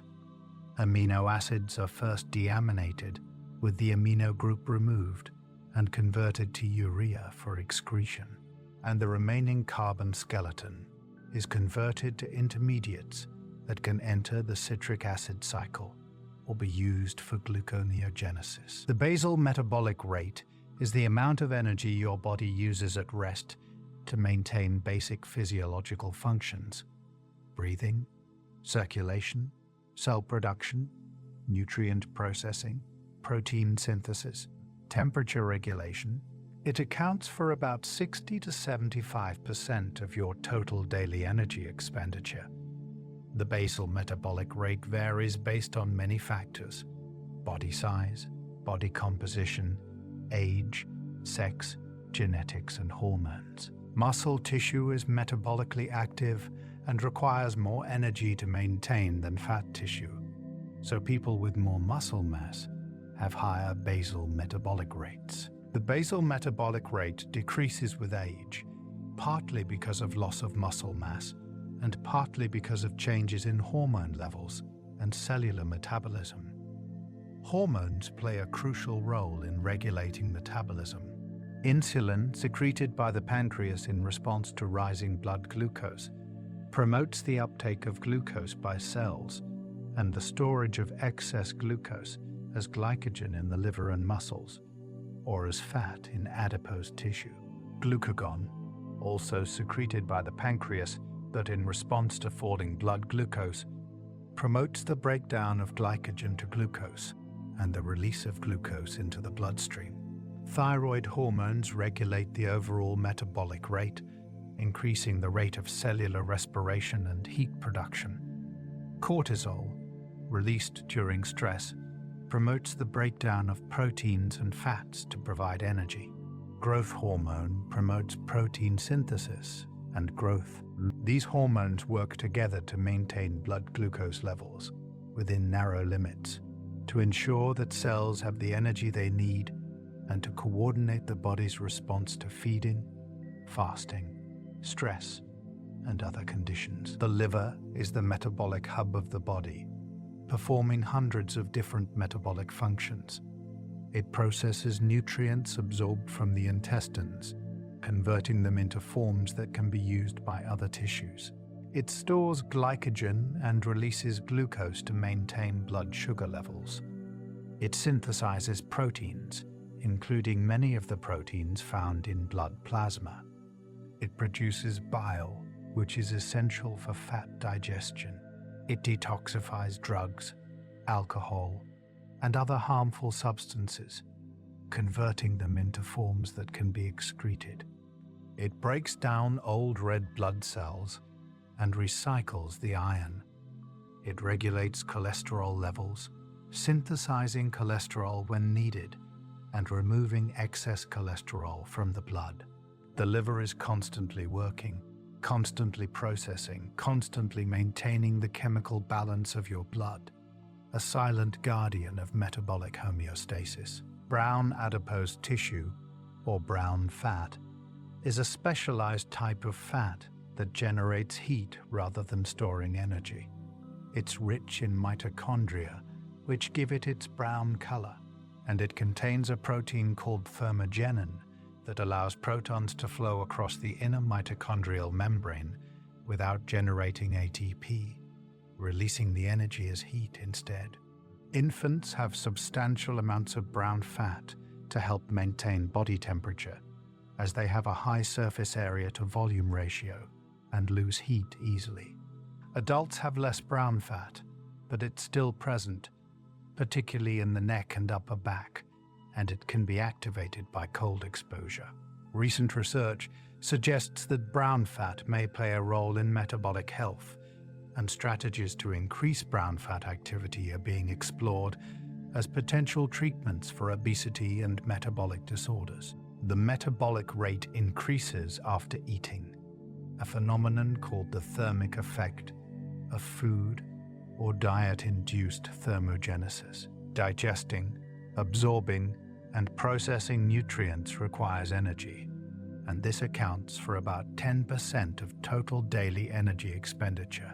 Protein has the highest thermic effect, requiring about 20 to 30% of its caloric content for processing, while carbohydrates require about 5 to 10%, and fats require only about 0 to 3%. This is one reason why high-protein diets can promote weight loss. More of the calories consumed are used for processing the food itself.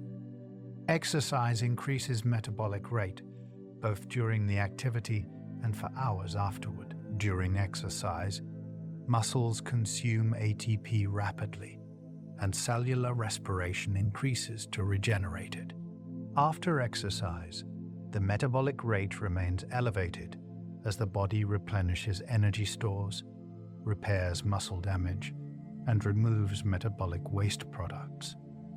This post-exercise elevation in metabolic rate, called excess post-exercise oxygen consumption, or EPOC, can last for hours or even days after intense exercise, contributing to the total energy expenditure and the metabolic benefits of regular physical activity. Your immune system is a vast, sophisticated defense network that protects you from countless threats: bacteria, viruses, fungi, parasites, and even your own cells when they become cancerous or damaged. It's composed of trillions of cells distributed throughout your body, constantly patrolling, constantly surveying, constantly ready to respond to invasion or injury. This system can distinguish self from non-self with remarkable precision, can remember past infections, and respond more quickly to repeat encounters, can adapt to new threats it has never seen before. Tonight, we explore this hidden army, this immune vanguard that works tirelessly to maintain your inner peace, and discover that immunity is not just defense, but a complex dialogue between your body and the microbial world, a balance between protection and tolerance that has been refined over millions of years of evolution. The immune system is divided into two main branches: innate immunity and adaptive immunity. Innate immunity is the first line of defense, a set of general protective mechanisms that respond quickly to any threat. It includes physical barriers like the skin and mucous membranes, chemical barriers like stomach acid and antimicrobial peptides, and cellular defenses like phagocytes that engulf and destroy pathogens. Innate immunity is nonspecific.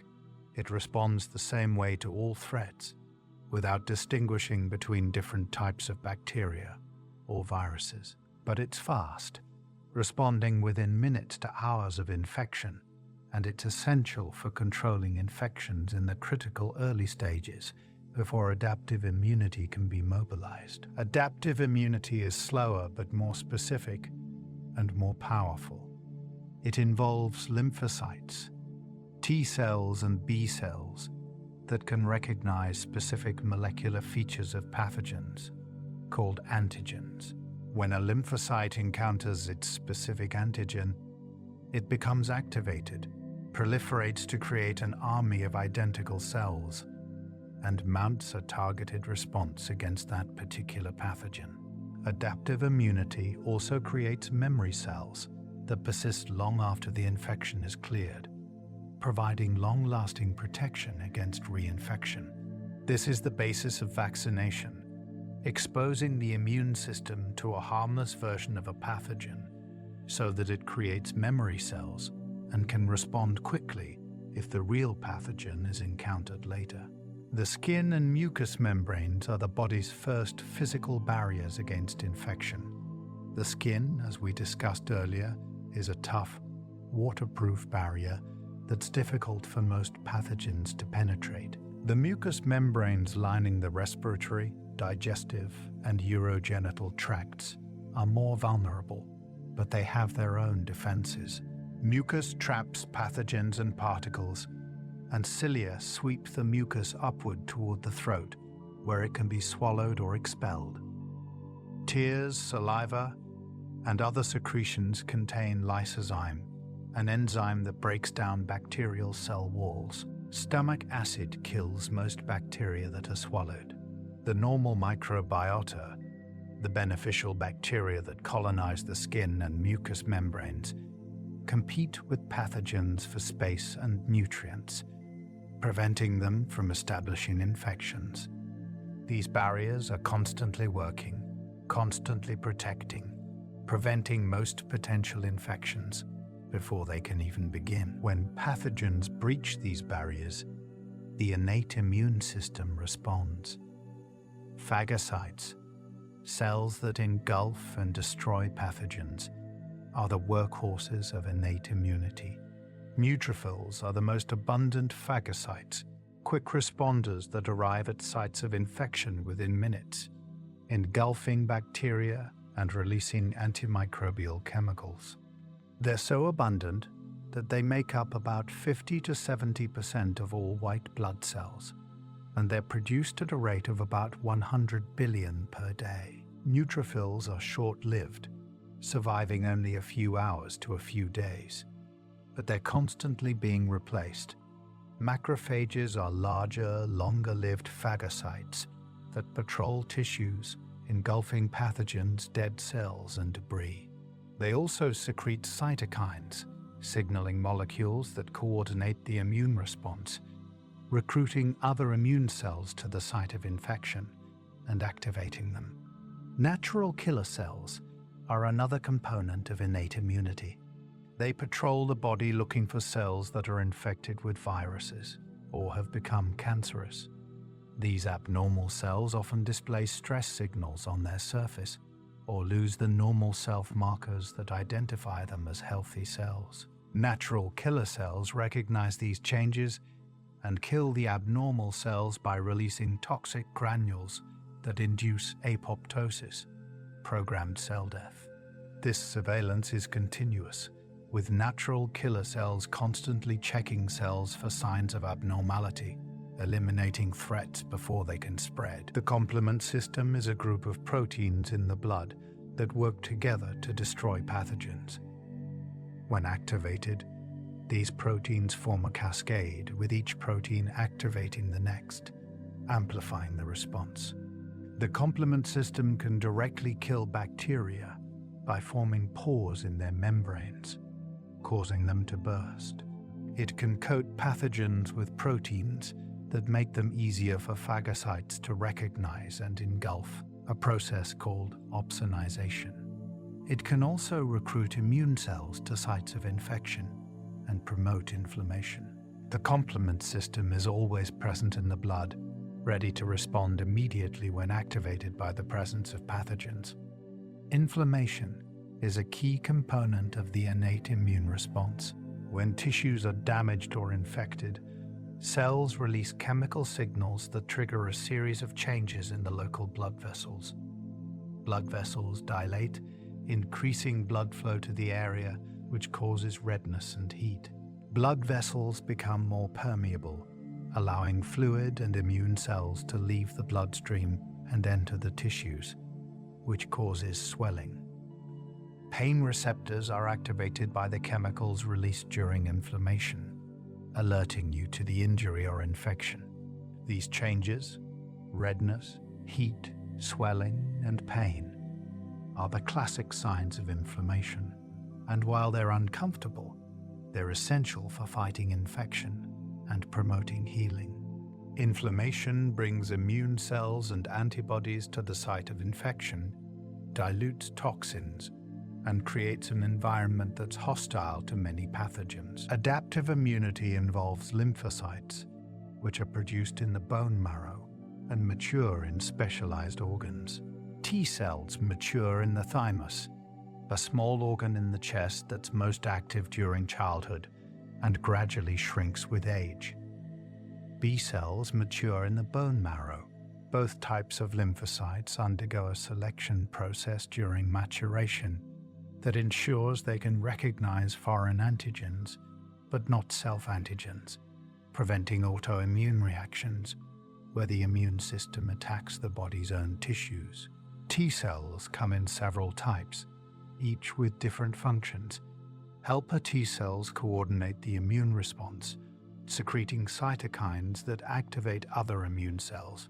They're essential for both cellular and humoral immunity, and their loss, as occurs in HIV infection, severely compromises the entire immune system.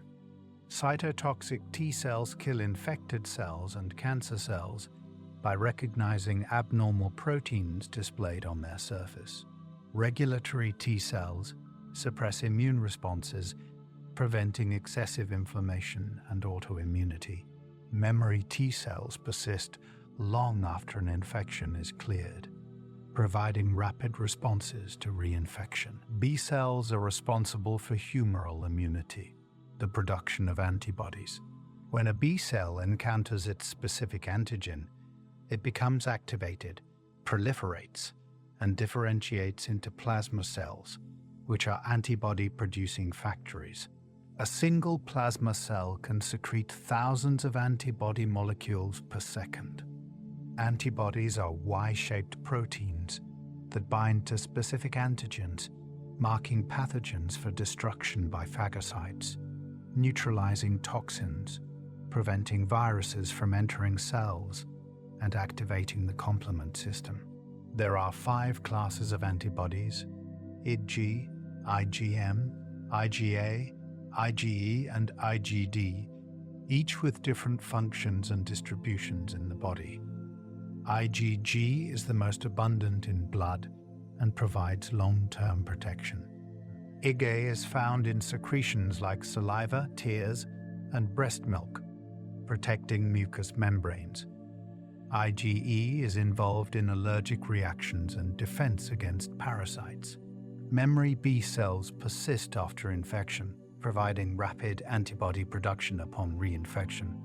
The lymphatic system is a network of vessels and organs that's essential for immune function. Lymph is a fluid similar to blood plasma that bathes the tissues, collecting cellular waste, pathogens, and antigens. Lymphatic vessels collect this fluid and return it to the bloodstream, but along the way, it passes through lymph nodes, small bean-shaped organs where immune cells congregate.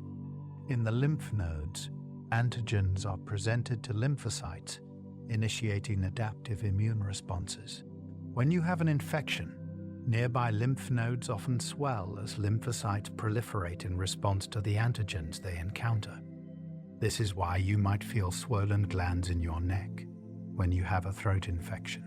The spleen, another lymphoid organ, filters blood, removing old red blood cells and pathogens, and it's a site where immune responses to blood-borne pathogens are initiated. Fever is a systemic response to infection, triggered by cytokines released during the immune response.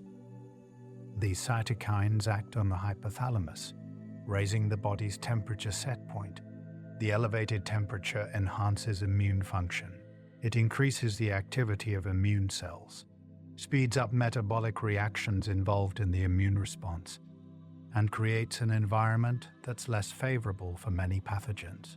While fever is uncomfortable, it's generally beneficial, and suppressing it with medication may actually prolong illness in some cases, though very high fevers can be dangerous and should be treated. Immunological memory is one of the most remarkable features of adaptive immunity. After an infection is cleared, most of the activated lymphocytes die, but some persist as memory cells. These memory cells can survive for decades, sometimes for life, and they respond much more quickly and vigorously to reinfection than naive cells encountering the antigen for the first time. This is why you typically get diseases like measles or chickenpox only once. The memory cells generated during the first infection provide lifelong protection. Vaccination exploits this feature, exposing the immune system to harmless versions of pathogens to create memory cells without causing disease. Sleep is not a passive state, not simply the absence of wakefulness, but an active, essential process that restores and maintains your body and brain. Every night, you surrender to sleep, relinquishing conscious control, allowing your body to shift into a different mode of operation, one focused on repair, consolidation, and preparation for the next day. During sleep, your brain clears metabolic waste, consolidates memories, strengthens important neural connections, and prunes away unnecessary ones. Your body repairs tissues, synthesizes proteins, releases growth hormone, and regulates metabolism. Without adequate sleep, these processes are disrupted, leading to impaired cognitive function, weakened immunity, metabolic dysfunction, and increased risk of chronic disease. Tonight, we explore the great surrender, the biological necessity and beauty of deep sleep, and discover that sleep is not time wasted, but time invested in health, in restoration, in the fundamental maintenance that makes waking life possible. Sleep is regulated by two main processes, the circadian rhythm and sleep homeostasis. The circadian rhythm is your internal biological clock, a roughly 24-hour cycle that regulates many physiological processes, including the sleep-wake cycle, body temperature, hormone secretion, and metabolism. This rhythm is generated by the suprachiasmatic nucleus, a small region in the hypothalamus that contains about 20,000 neurons. These neurons have intrinsic rhythms, oscillating with a period of about 24 hours, even in the absence of external cues. The circadian rhythm is synchronized to the external day-night cycle, primarily through light exposure. Light detected by specialized photoreceptors in the retina sends signals to the suprachiasmatic nucleus, resetting the clock each day and keeping it aligned with the solar cycle. The molecular machinery of the circadian clock involves a transcription-translation feedback loop. Clock genes are transcribed into messenger RNA, which is translated into clock proteins. These proteins accumulate over time and eventually inhibit their own transcription, creating a negative feedback loop that takes about 24 hours to complete. This molecular oscillator runs in nearly every cell of your body, not just in the brain, creating a network of synchronized clocks that coordinate physiological processes across tissues and organs. The suprachiasmatic nucleus acts as the master clock, synchronizing these peripheral clocks through neural and hormonal signals, ensuring that your entire body operates on the same schedule. Sleep homeostasis is the drive to sleep that builds up the longer you're awake. The longer you've been awake, the stronger the pressure to sleep becomes, and this pressure dissipates during sleep. The molecular basis of sleep homeostasis involves adenosine, a byproduct of ATP metabolism that accumulates in the brain during waking. Adenosine binds to receptors on neurons, inhibiting their activity and promoting sleepiness. Caffeine works by blocking adenosine receptors, preventing adenosine from exerting its sleep-promoting effects, which is why caffeine makes you feel more alert. During sleep, adenosine levels decline, and the sleep pressure dissipates, allowing you to wake feeling refreshed. Sleep is not a uniform state, but consists of several distinct stages that cycle throughout the night. Non-REM sleep is divided into 3 stages: N1, N2, and N3. N1 is the transition from wakefulness to sleep, a light sleep stage lasting only a few minutes. Brain activity slows, muscles relax, and you may experience sudden muscle jerks called hypnic jerks. N2 is a deeper stage of sleep, where brain activity shows characteristic patterns called sleep spindles and K-complexes, which are thought to play roles in memory consolidation and sensory processing. Body temperature drops, heart rate slows, and you become less responsive to external stimuli. N3 is the deepest stage of non-REM sleep, also called slow-wave sleep because of the slow, high-amplitude brain waves that characterize it.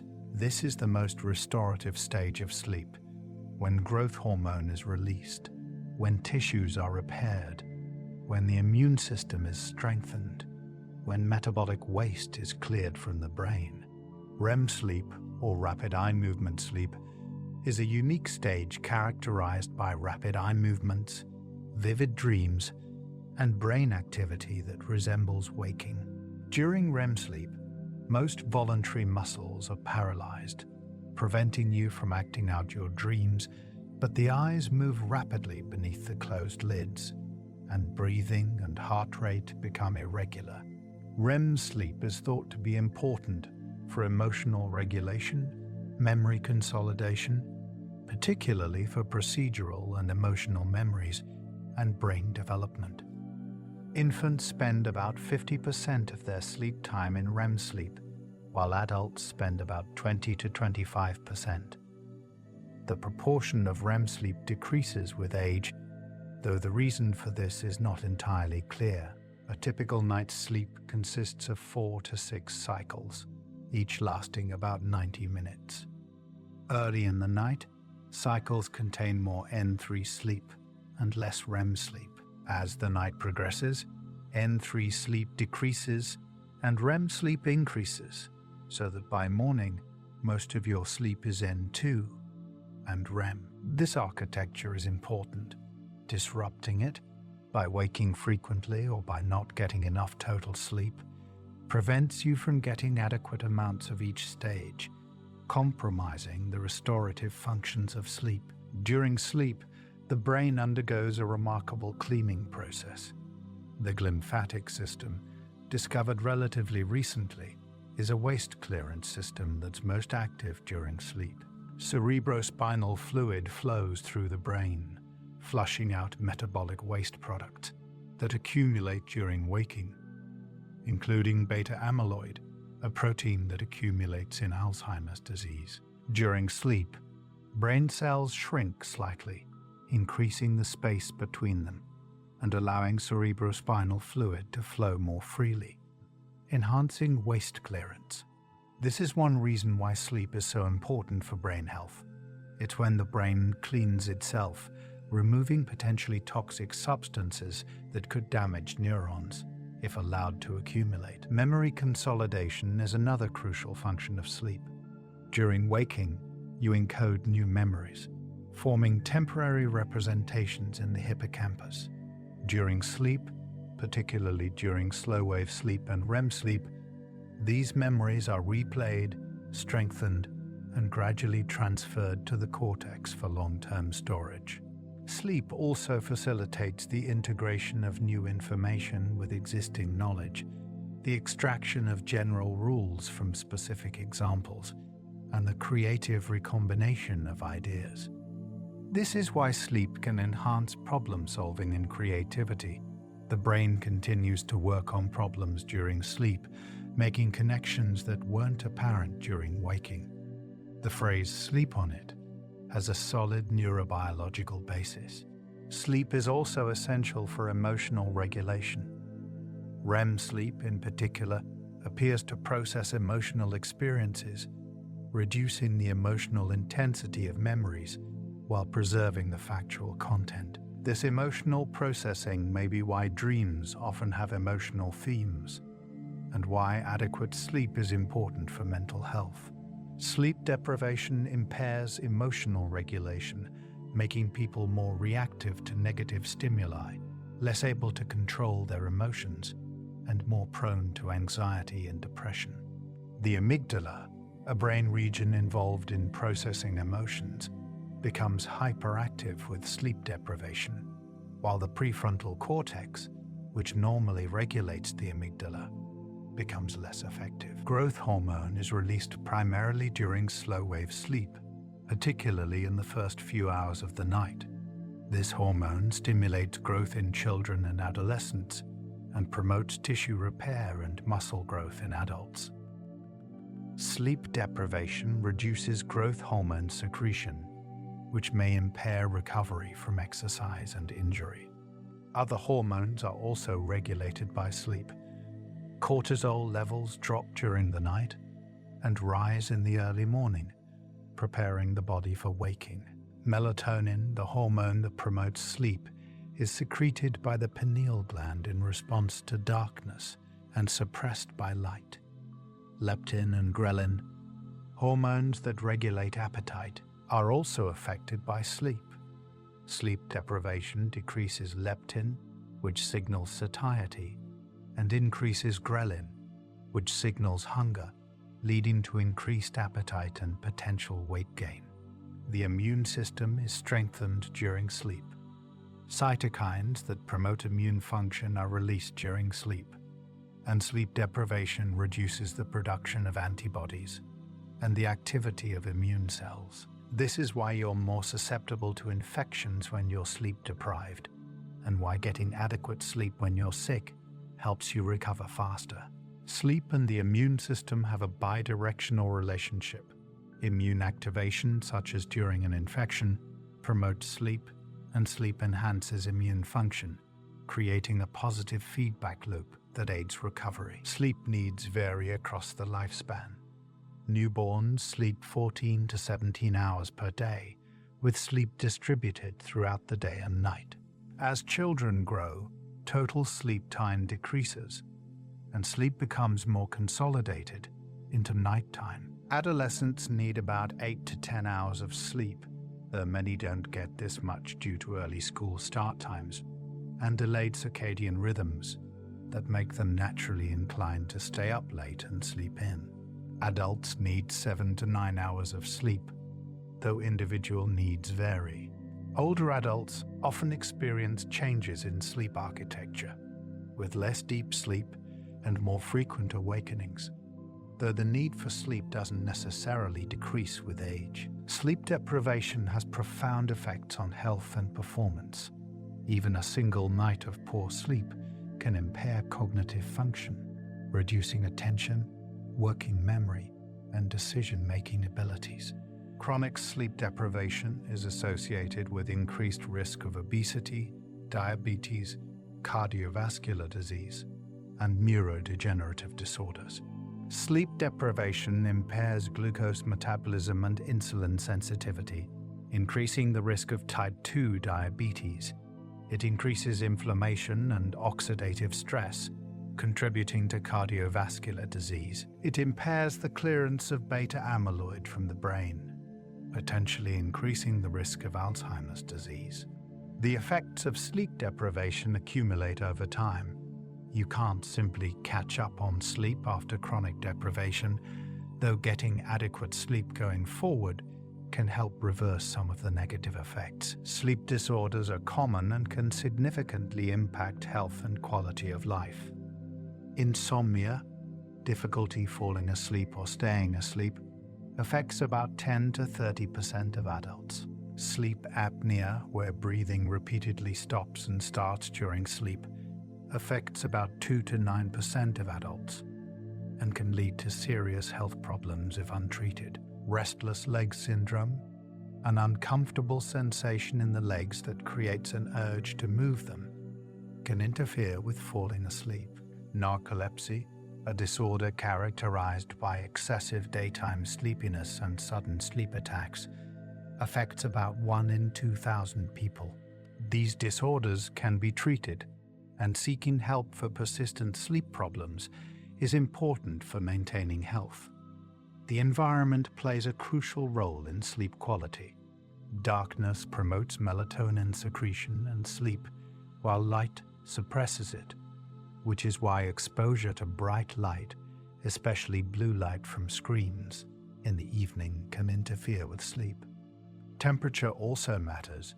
The body's core temperature needs to drop for sleep to occur, and a cool bedroom, around 65 to 68 degrees Fahrenheit, is optimal for most people. Noise can disrupt sleep, though consistent background noise, like white noise, can actually help by masking intermittent sounds that might wake you. Comfort matters too.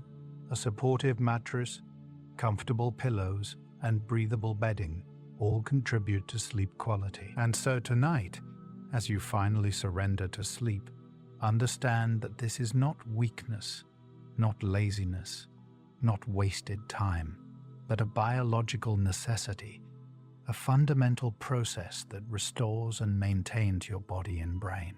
As you drift into unconsciousness, your brain will shift into a different mode, clearing waste, consolidating memories, processing emotions, strengthening neural connections. Your body will release growth hormone, repair tissues, strengthen your immune system, regulate metabolism. You will cycle through stages of sleep, each with its own functions, each essential for health. This is the great surrender, the nightly ritual that has been part of human existence for as long as humans have existed. The time when you relinquish control and trust your body to do its work. Let go now. Let consciousness fade. Let sleep take you. Your body knows what to do. It's been doing it every night of your life, and it will continue tonight. The processes of sleep are automatic, requiring no effort, no thought, no control. You need only surrender, only allow it to happen. Rest now in the biological necessity of sleep, in the beauty of this nightly restoration, in the knowledge that sleep is not time lost, but time invested in health, in vitality, in the capacity to live fully when you wake. Sleep now. The great surrender is upon you, and it is good. Let the slow waves wash over your brain. Let the memories consolidate. Let the tissues be repaired. Sleep now. Your body will take care of everything. The night is for restoration, for renewal, for the quiet work that makes tomorrow possible. Sleep now, deeply, peacefully, completely. The great surrender is eternal in its necessity, and you are safe within it.